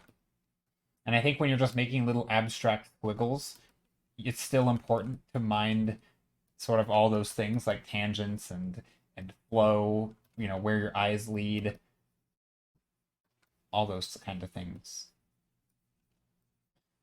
And I'm doing some just lines in here.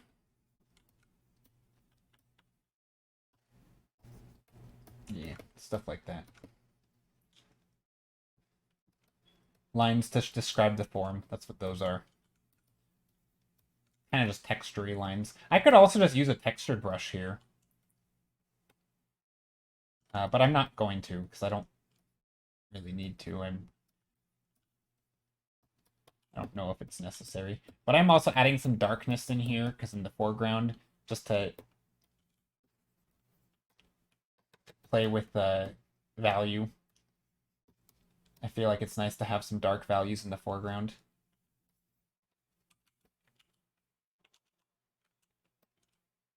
Little dark shapes. And as always, if anybody wants to share what they're working on, please do. I like to see what you're all working on. If there's anyone here who's doing art, and if you are watching the VOD, so weird to try and talk to people on a VOD when it's not even out yet. I don't even know if people watch VODs, but if you are, hello. I do stream live. You're more than welcome to stop by and say hello and share what you're working on. Okay, I need to drink my tea. I'm thirsty. Okay, now I need to Google the Triticana gigas clam. Let's see what this looks like. Anything with the name gigas in it, is going to be a monster. Images. Yeah, that's a chunky clam. It's kind of cool, actually. The colors there. Ooh, that is creepy looking. That's pretty cool. Do you have a Discord server? I do have a Discord server. Yes, I do indeed. I have been so unmotivated to color this last month. It's just stupid. I've even got a coloring book and a comic panel to color. Nah, I think that's okay though. You don't. I don't know. I don't feel like you always have to be motivated to color or to do art in general. I don't think that's. I don't know. I guess I think that I definitely would not beat yourself up if you feel like you should be doing art. I kind of get it from a, if your goal is to be doing art professionally, I think that's one thing because then you like, it's like, I think there is at some point, if your goal is to do something professionally, right, and you're just like playing video games all day, there is an element of maybe I should actually work towards my goals. So I kind of feel that sometimes. But I think if you're just doing art because you like it, like, yeah, if you like doing something else, do something else for now. And I don't know, I don't think you should feel guilty for it, right? It's you. After all, you're doing it for fun, and the things you choose to do is, I don't know. I wouldn't beat yourself up about it. Mikey Young Illustration, thank you for the follow. Hope you're doing well today.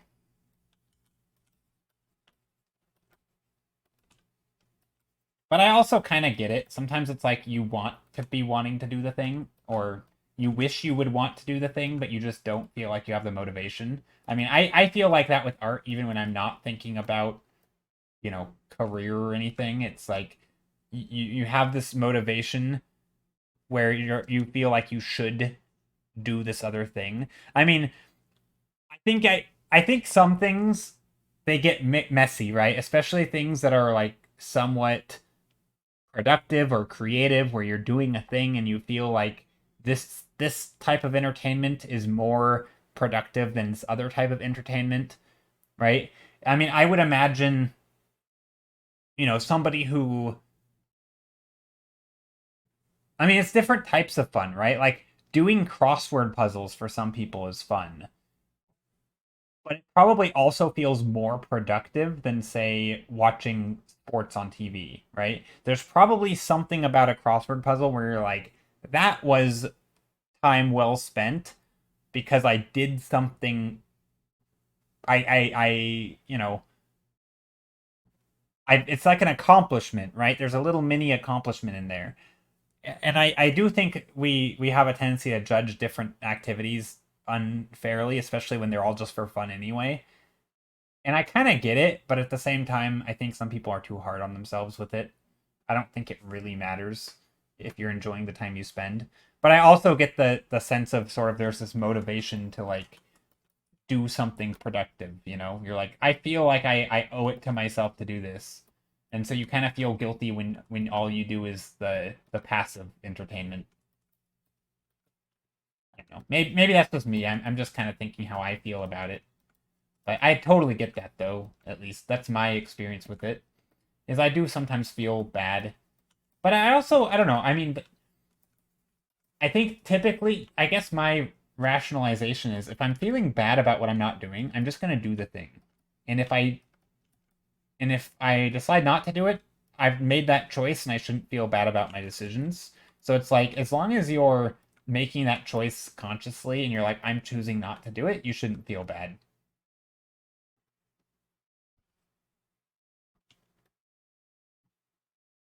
You kind of feel guilty and because I spent money on the coloring book and I have not touched it.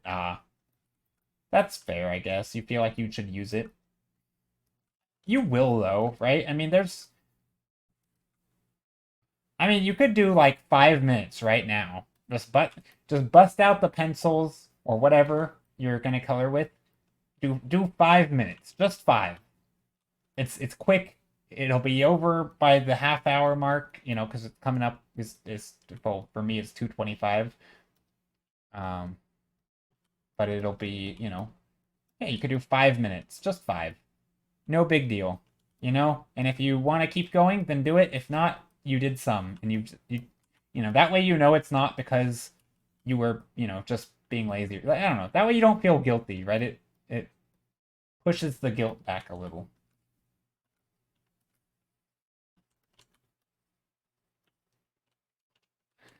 A little late, but I'll share what I've been up to. Oh yes, please do, Miss Nun. I would love to see. You can drop a link directly in chat, or you can drop it in the Discord server. Either works. Or even better, because I'm lazy, you can drop it in a Discord server and then link the image itself so that I can just click it and see what it looks like. That's probably the best way, but, you know, there's, yeah, however you want.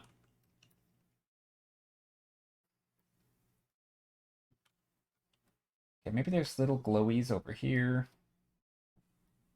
Oh, maybe these are little fish. Glowy fish. That could be a thing. I mean, I know I've done a lot of glowy fish, but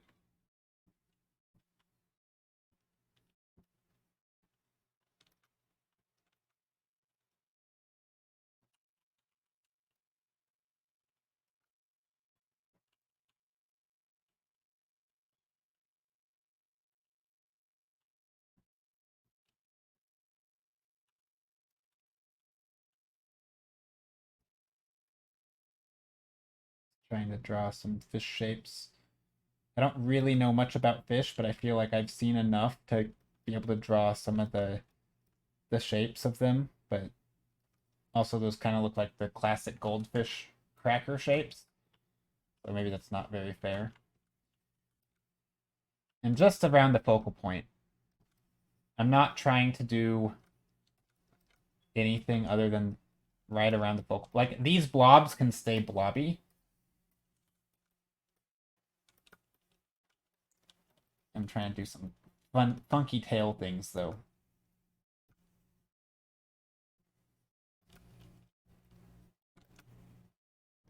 That doesn't look like a fish.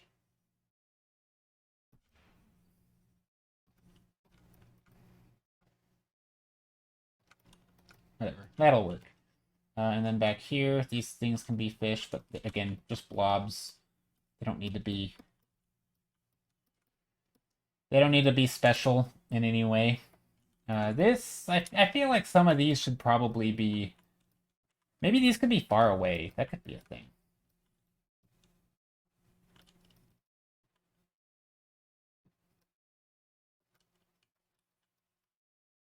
Or maybe that one's coming in towards us. Hello, you're back. Shebixes, how are you? Okay, maybe this one is a fish like this. This one's probably looking large because, well, maybe not. Maybe we'll put the here.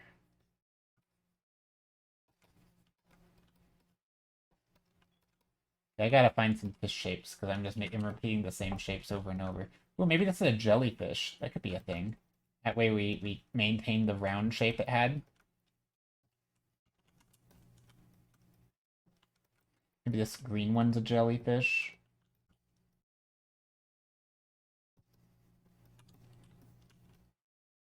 Something like that.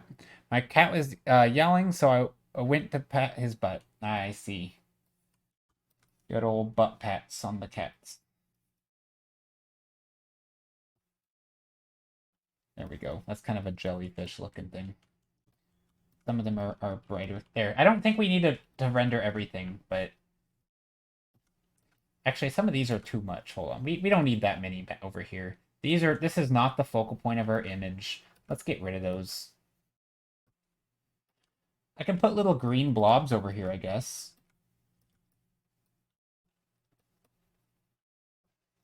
There we go. Green blobs. Perfect. So the reason I made these, I toned down the vibrancy of these is because they just aren't important. But I still want to show that there's other stuff in the ocean. And these green blobs are a great way to show that there's those colorful things, but also they're just not going to steal the show. Because clearly this is the focal point.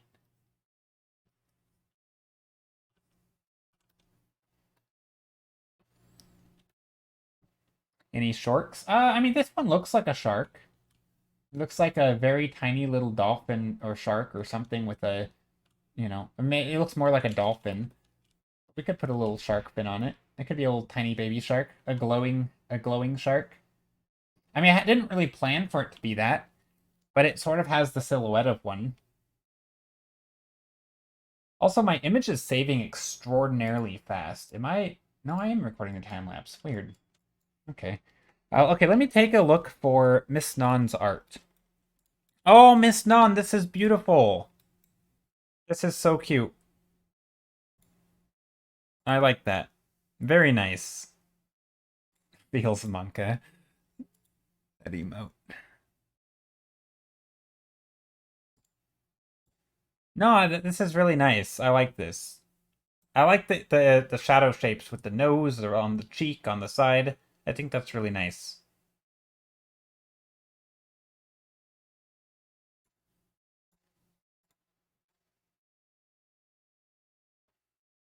Can we see it too? You can in Discord. I don't like sharing other people's art on stream unless they raid me.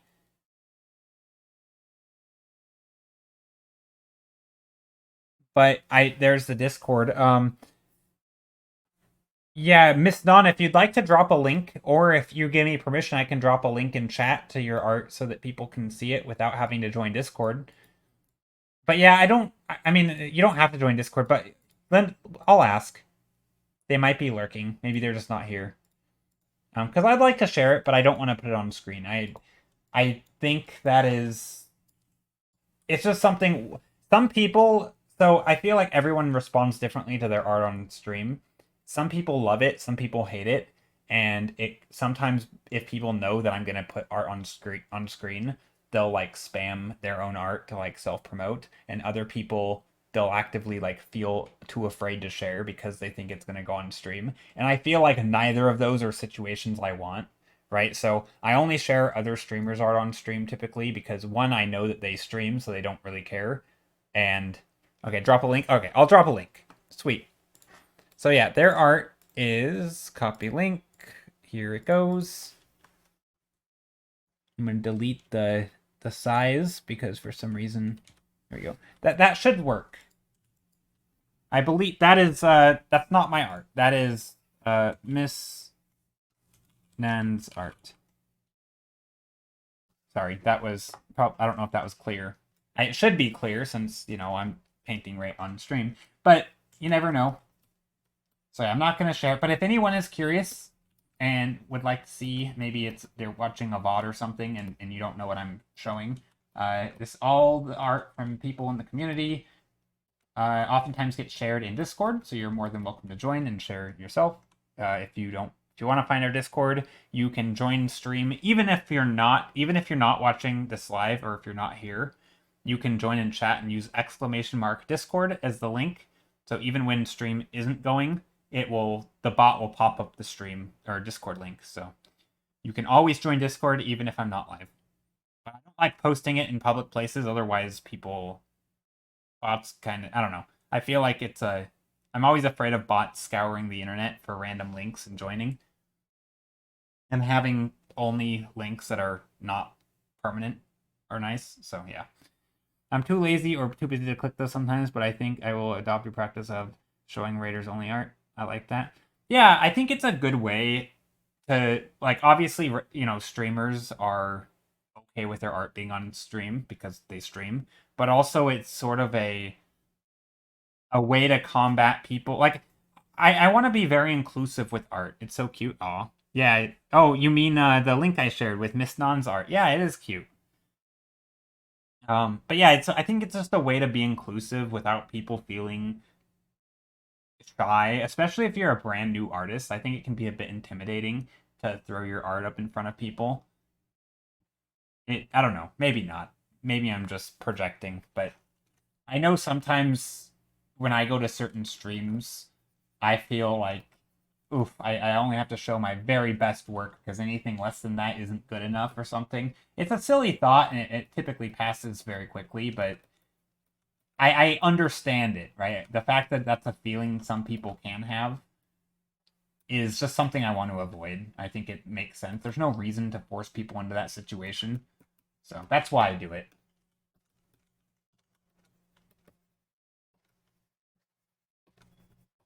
There have been exceptions, though. Sometimes I know that the person is a streamer or doesn't care because they've told me ahead of time. So there have been times where I'll show people's art on stream, but I try to avoid it as a just matter of principle. I think it's a good habit not get into. No art has to be perfect. It's good enough. It's good enough. I know, but I think if you're totally new to art and you are maybe a little, you know you're still learning, you want to improve, or you know that you're still, I mean, everybody's always improving, but like I understand that those feelings exist even if I don't, even if we all eventually get over it and we understand that. Like we all know that you don't have to make perfect art to share it, but there's still the feeling still exists that like people judge you or something, even if it's not true, right? And that's the thing that I'm very much aware of, especially in art. I mean, art. I feel like if you've ever been on like any sort of art forum or community, I feel like there's always people talking about sort of the vulnerable side of making art, right? Like being judged or even just people unsolicited critiques. I mean, especially in a stream like mine where I actually, and maybe I don't actively encourage it. I don't say it too often, but like I don't actually mind the backseat arting for me. Like I don't mind if people say, "Hey, that looks funky," or like, "Why did you make that decision?" or "Have you considered this?" Like I don't really mind those comments, but I also don't want to subject other people to it, right? It's sort of just I might be okay with something, but I can't guarantee others are. And so I think it makes sense to all the art streaming communities I'm in are really great and awesome. They are. They absolutely are. I love it when I show someone my art and they say, "No, you didn't do that." Actually, it makes me angry. Wait. Does it actually make you angry or does it?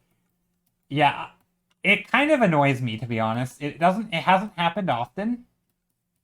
It typically happens with like friends and family who don't really know what I do, and even when they're like, "Oh, that's like, oh, you didn't paint that," I'm like, "Yeah, I did." They're like, "Oh, on Canva." And there's no digitally. Like, "Oh, okay." So you pressed you pressed a button. It's like, no, I didn't press a button. Like, there's like this sort of not understanding, and they're not able to convince themselves that it actually painted it, and so they're assuming that I did some sort of digital trickery to paint it, when no, I'm making decisions on my own. And it's only worse now with AI, right? Because now it's like people know that you can literally press a button. And so it's like, "Oh, it's that AI art. You did this, did." I mean, you're gonna get old people who don't understand AI and digital painting or 3D and between a render. Like now there's so many forms of digital art that people aren't going to know the difference between all of them. So there's always going to be these misconceptions about what it is you did and how you did it, and as if it matters, which it kind of does sometimes, maybe sort of. I don't know. There's so many misconceptions about her. It's kind of crazy. Uh, Mia Hedgie, how are you?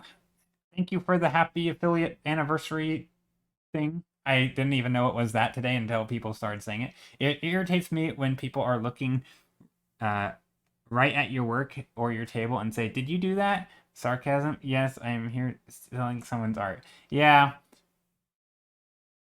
I feel like I don't know if I would care about those comments on the surface, Blue Bengal. But I think what gets me is when you explain to them what you did and they still kind of are in denial, and so they sort of assume it's it's like they are assuming that you didn't do the thing you did, right? It'd be like somebody saying, imagine someone makes a claim that they're really proud of. I'm going to use chess as an example because I don't know, maybe it's relatable, maybe not. But somebody, if somebody's like, "Oh, I'm I just reached the ranking of an international master," and someone's like, "Oh, did you use the computer to play well?" And you're like, "Yeah, I play on the computer." They're like, "Oh, okay, thought so." And you're like, "No. I didn't cheat. Like, I am that good, but yes, I do play on the computer." "Oh, okay, you play on the computer." It's like you kind of know they're not convinced, right? That's the thing that annoys me, is that you kind of get the sense that they're not really convinced even when you explain it to them, because they still don't understand what you're saying because they're not familiar with digital. And so even though you tell them, no, no, no, it's actually, I could in theory do this on Canvas, but I prefer digitally, maybe it's a little quicker, maybe it's easier, whatever. But it's still basically the same skills. But there's always that part of them that doesn't entirely come around. I don't mind it too much because, again, these aren't typically people who I put a lot of stock in their art opinions, you know? And I've learned to kind of separate what a total stranger who has no, like, if you don't know, I mean, it's kind of like when somebody says, who doesn't play sports. I'm not a big sports fan, but I've heard the sort of sarcastic comments about sports, like it's like, oh, football is just a bunch of guys in spandex throwing a ball around, right? What American football that is, or whatever. Or it's like, oh, it's just a bunch of people running around kicking a ball. Whoop de doo, and they kind of like lower. It's like, yeah, but some of these people are insanely good athletes, right? They've literally trained their entire lives practicing this thing, and they're very good at what they do. And I think sometimes certain comments could diminish what you actually do. And it's like, oh, I mean, imagine you told someone you were a professional athlete, and they're like, oh yeah, I like to kick the ball around too from time to time. It's like that's kind of not the same, but thanks, I guess. Sometimes I feel like that with art, but again, it's typically from people who aren't in the sport, so it's like, why would you care what some random person says who doesn't do the thing you do or doesn't understand it? Like, yeah, okay, of course people make silly comments about sports, but they're probably not people who are good at sports, and so what do they know, right? Why take their opinion as important, you know? So I kind of tend to have that view of, I just don't put much stock in people's opinions, and if they're super negative or super ignorant on the subject, either I'll try to educate them or I just won't really care. So I don't let it get to me, but it is kind of humorous. I think it's a funny topic, to be honest, and it probably happens in every single domain that people don't know much about. So like, I would imagine anything on TV, for example, whether it's lawyers or doctors or any profession where people don't necessarily interact with them a lot but see a lot of it on TV, there's probably so many misconceptions about what they actually do. And I mean, the number of times heard people say, "Oh, you like arguing? You should be a lawyer." Like, yes, because that's totally what lawyers are doing all the time, right? No, that's not the same, right? But people constantly say that thing, and I bet you it's infuriating to actual lawyers who hear all the misconceptions about what they do, and they're probably thinking, "Oh my god, people are clueless." Like, it just, but I mean, I get it, right? Because I am clueless about most things, right? So I think there's a bit of humility in it, and sort of trying to realize that even you are ignorant about most things that you are not intimately familiar with. Even if it feels like you understand it, there's probably a lot you don't know, right? So I think sort of saying, I feel like I know stuff, but there's probably a lot I don't, and always kind of just, I don't know, living life, I guess, with sort of the notion that there always could be things you don't know. Shark Bomb Studios, how are you? Hello. Hope you're doing well today. Let me try to add in some nice color dodge. What if I do actual color dodge with an actual bright lowy?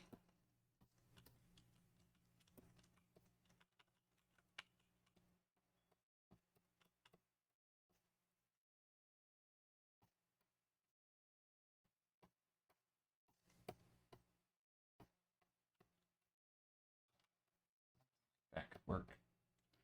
I think I don't know how this works, but I also don't want to listen to people who do because I have something preconceived notions I'd rather stick to. It's just infuriating. Yeah, I agree. I agree. But I also think it's a good reminder that if you really think about what you know, like if you were to think about what you know about writers, right, and how they work, right, assuming you're a person who isn't a writer and you don't know writers closely or you haven't really discussed their process, like there's probably a good chance that with all the ways of creating written works, you probably aren't familiar with how most of them work, right? Some they might start one way or the other. Like you just probably don't know because you don't have a lot of experience with it. And you might have an idea of how you would start, but so did you when you first started painting, and you probably know how that went, right? Like it probably didn't go the way you wanted to, right? People, I mean, all the time when people are like, I just want to be able to put the ideas in my head as if that's going to be good enough. And it's like, that's not how it is. You don't just think of something and slap it on the canvas and be like, I've made an illustration, like, or I've done a character design. It's like that's not really the process. And I get that even people who paint sometimes think that other painters or other artists do that. And it when there's even misconception among artists in their own community, it's funny that, I mean, of course some people probably do that, but like I think thinking that those are the norms. So I mean, even things that I think I know about how somebody works, yeah, there's always going to be preconceived ideas. And yeah, I think that's one of the reasons why it's like the best we can do is to just, like you said, trust people who actually do those things. And you may not agree with it, and you may not understand it, but what other options are there, right? You either trust the people who know the most about the subject, or you don't, and you're even worse off. Like statistically, you want to go with the people who know what they're talking about, right? And this is one of my issues with you know people who are always skeptical of doctors and that kind of thing. It's like I, it sucks when a doctor is wrong or makes bad choices or something, but like they're still the best bet, right? It might only work, their advice might only be good 90% of the time, but that 90% is still better than whatever hunch I have, right? I don't know. I think these kinds of things are always tough, and I'm really ranting now about a non-art topic, but it kind of relates to art, especially when people are like, you know, I mean, people do this all the time with commissions, right? They give extremely specific advice on the painting,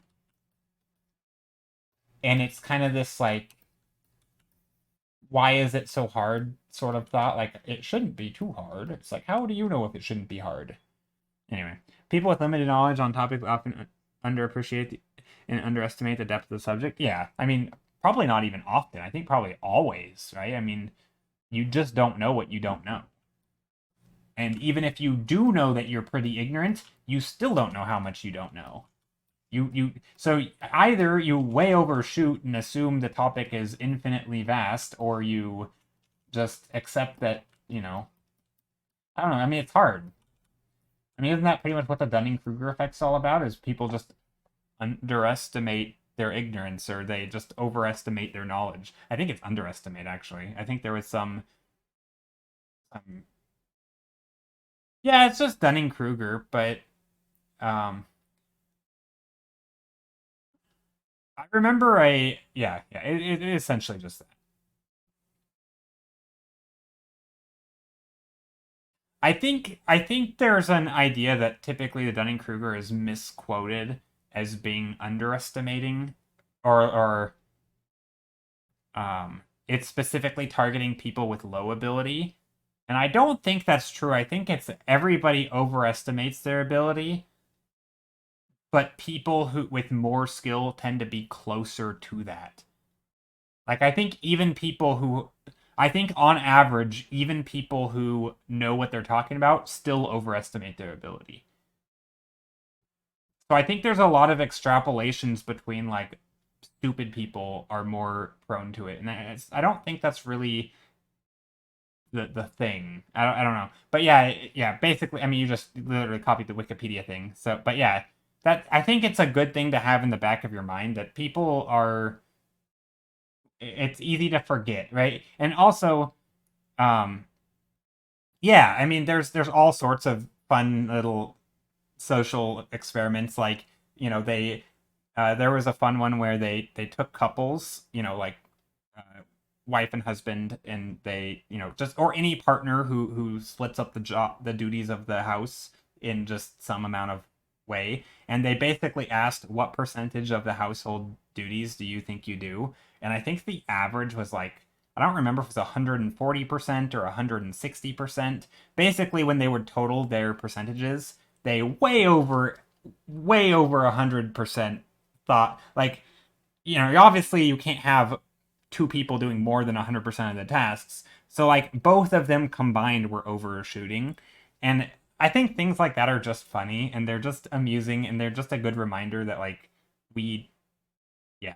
Also, there's another thing regarding cognitive biases, which is basically just being aware of them doesn't actually stop you from committing them. So just because you know that the Dunning-Kruger effect exists doesn't mean that you're going to be immune to it, because if you're not thinking about it, you can fall prey to it, right? Because it's just a quirk of our brains. And so unless you're like actively thinking about it and correcting for it, you're still likely to fall for it. And I think those are always just things to sort of remember and try to stay humble about stuff, because we don't always know. And even if it feels like we do. Yeah. Anyway. There's also an experiment where people get a shock and then they were supposed to deliver the same level of shock they received without knowing what the rule for the opposing person was, and that just led to escalating shocks. Oh, dang. The shock things are always intense, even when there is no other person on the other end. Lemon Arts, thank you for the follow. Okay, do I like this?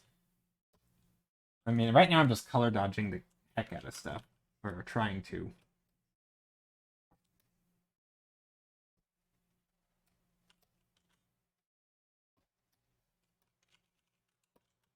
What if I just slap on...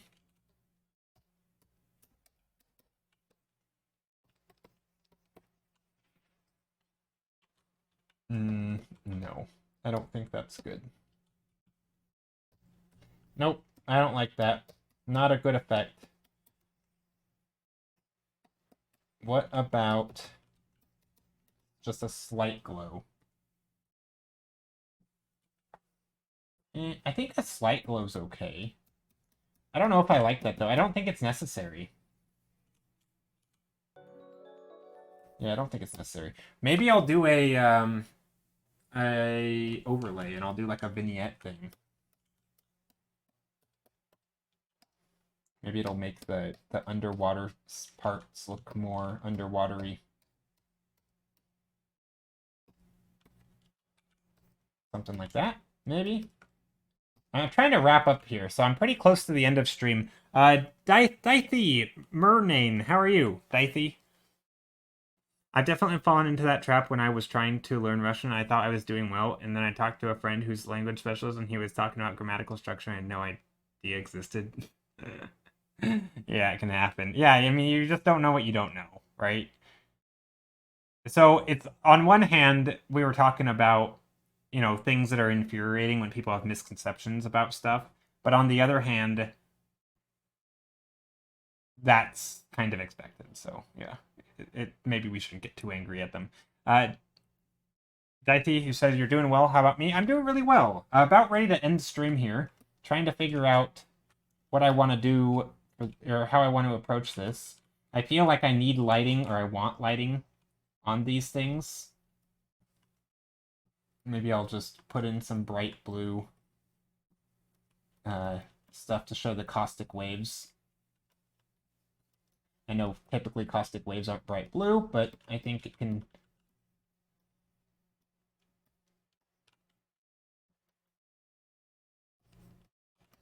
I mean, that color's pretty accurate, I guess. Yeah, just trying to add in some stuff. I think it's fun. Caustic waves up here and here. Some little textures. I think that's pretty fun. Ooh, thanks for the... Thank you, Neo, for the hydrate command. You're lurking, gorgeous piece. Thanks. I appreciate it. I'm pretty happy with it. I might keep going for a little bit. Maybe for another 10 minutes or something. 10, 20 minutes. Because I just noticed something that I'm not too happy with, which is this shape up here.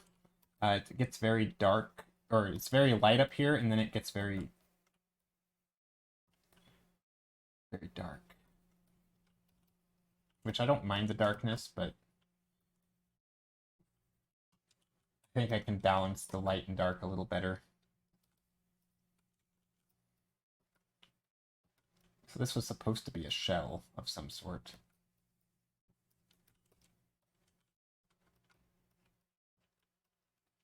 Yeah, this image I feel like could actually be one that I might want to finish someday. I don't know if I will.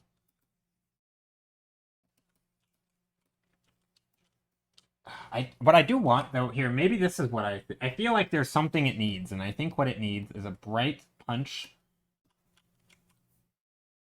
of pink or purple. I feel like there just needs to be... Here, let me make a new layer first. But I don't actually know what it needs, and sometimes it's just trial and error. But I kind of feel like this needs some...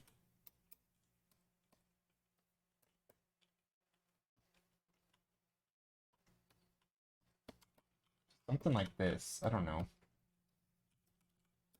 Maybe this is a lot. Need the mermaid? True, it could do a mermaid. Mermaid could be fun.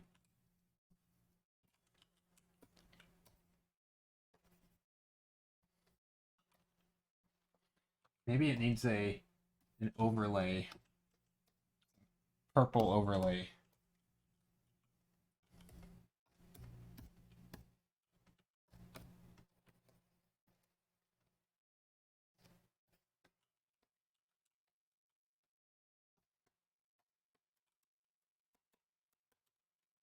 Something actually like this is not bad.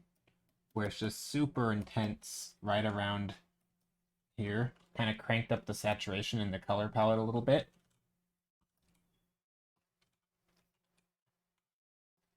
It's not bad. Might be a little blue.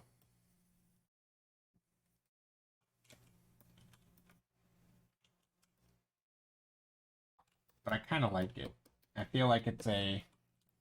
I mean, this is the focal point. It should be kind of interesting.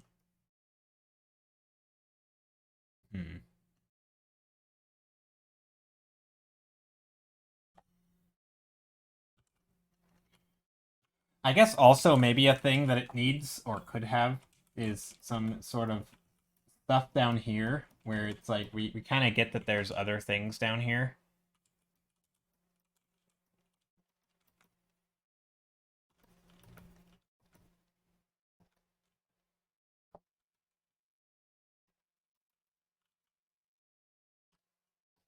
And maybe it's a way to add some perspective here where we kind of get that these little fishes are way far away. That could be a thing. Maybe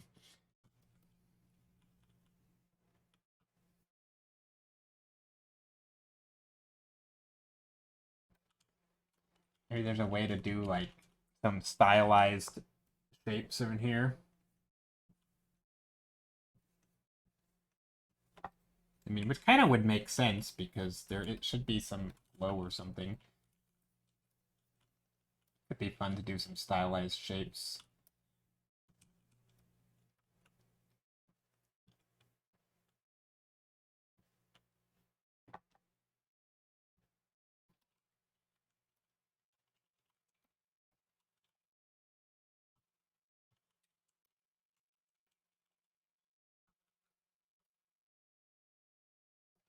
That's not bad.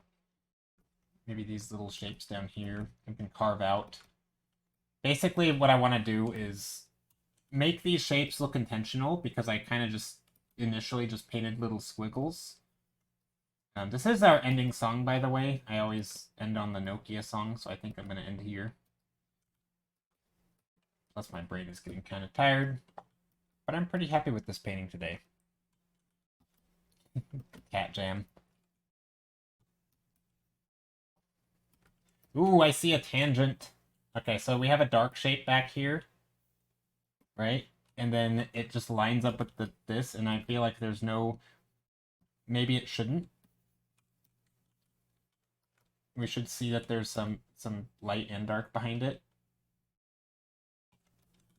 So if you want a shape in the back, it's fine. But I think just having it be dark.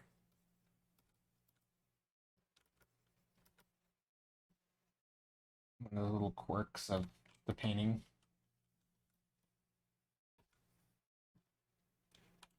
And we can bring in some little shapes, details in the back. You really like the colors in the piece? Thanks, Skittle. I appreciate it. Yeah, I'm happy with this one. So much more happy with this than I was last stream. Last stream I was a little annoyed, I think, at my own painting. Not because, well, I guess because it turned out poorly, but it's funny because in hindsight, I realized that, like, obviously that's how you get better is you do things that are hard and or new, and by doing new things, you're gonna not do very well most of the time. So, like, we shouldn't feel bad for not having it turn out great, but at the same time on stream it is sort of tough because you also want it to turn out good because there's people viewing. So I feel like hopefully I wasn't too much of a downer last stream. I think I tried to stay pretty positive, but I probably wasn't. So I do want to apologize for anyone who stuck around or who didn't stick around maybe because of my annoyingness. So yeah. Yeah, I'm happy with this painting. I think we even have some little details in here, sort of. We have some rocks. We have some implied caustics in here. Not implied caustics. They're very much caustics.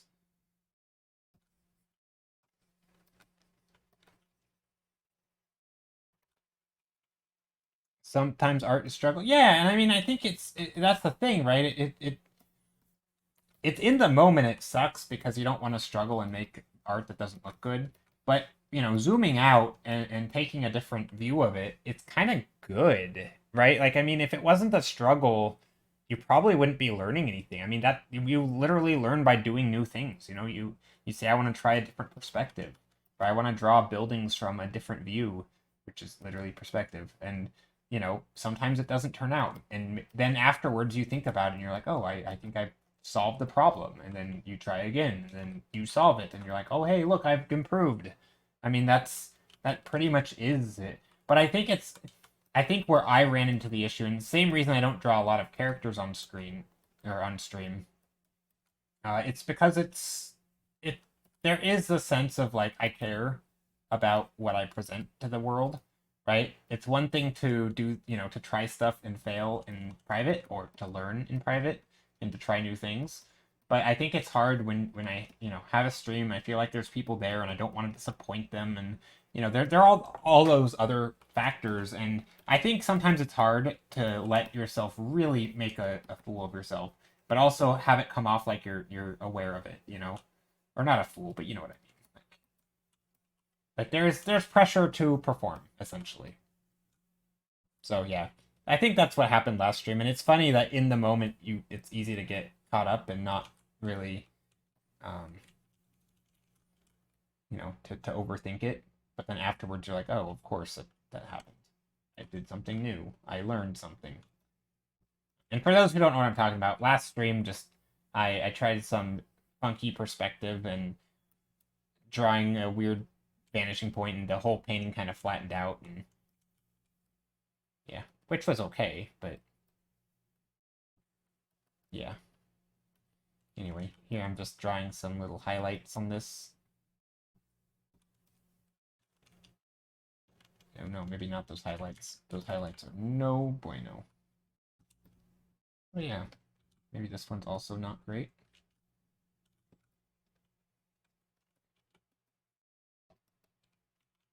And I'm going to merge visible, and I'm just going to soften up some of the stuff back here a little bit. After all, it is water. It should be a little softer.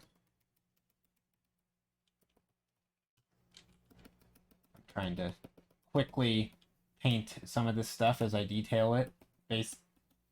I like this image. I think it could be a straight to Instagram image, maybe.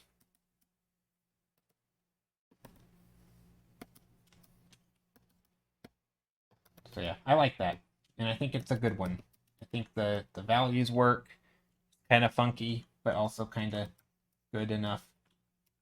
So yeah, maybe there's some shapes over here that are sticking up.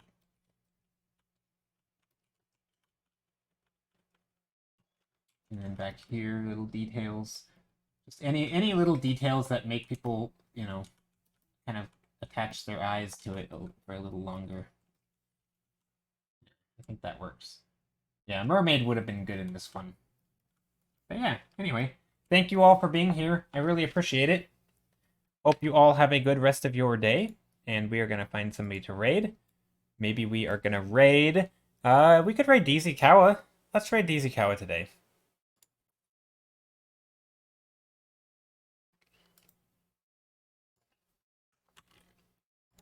I don't know when the last time we raided her was, but I think it's worth raiding her. She does beautiful art, almost mostly characters, or only characters, I don't know. But, yeah, so thank you all for being here. I do have a raid call if you'd like to copy paste the raid call. I also have a Discord if you'd like to join the Discord. And I have socials. And I think that's about it. Thank you all for all the support and for being here. Hope to see you on Monday. So not tomorrow, but the next day. Also tomorrow, I am going to watch some tutorials and stuff in Discord. If anyone has any suggestions for art content, YouTube stuff, you can always drop a link in the Sunday Art Watch channel or whatever it's called. Sunday Art. I don't know what. Hold on, let me find.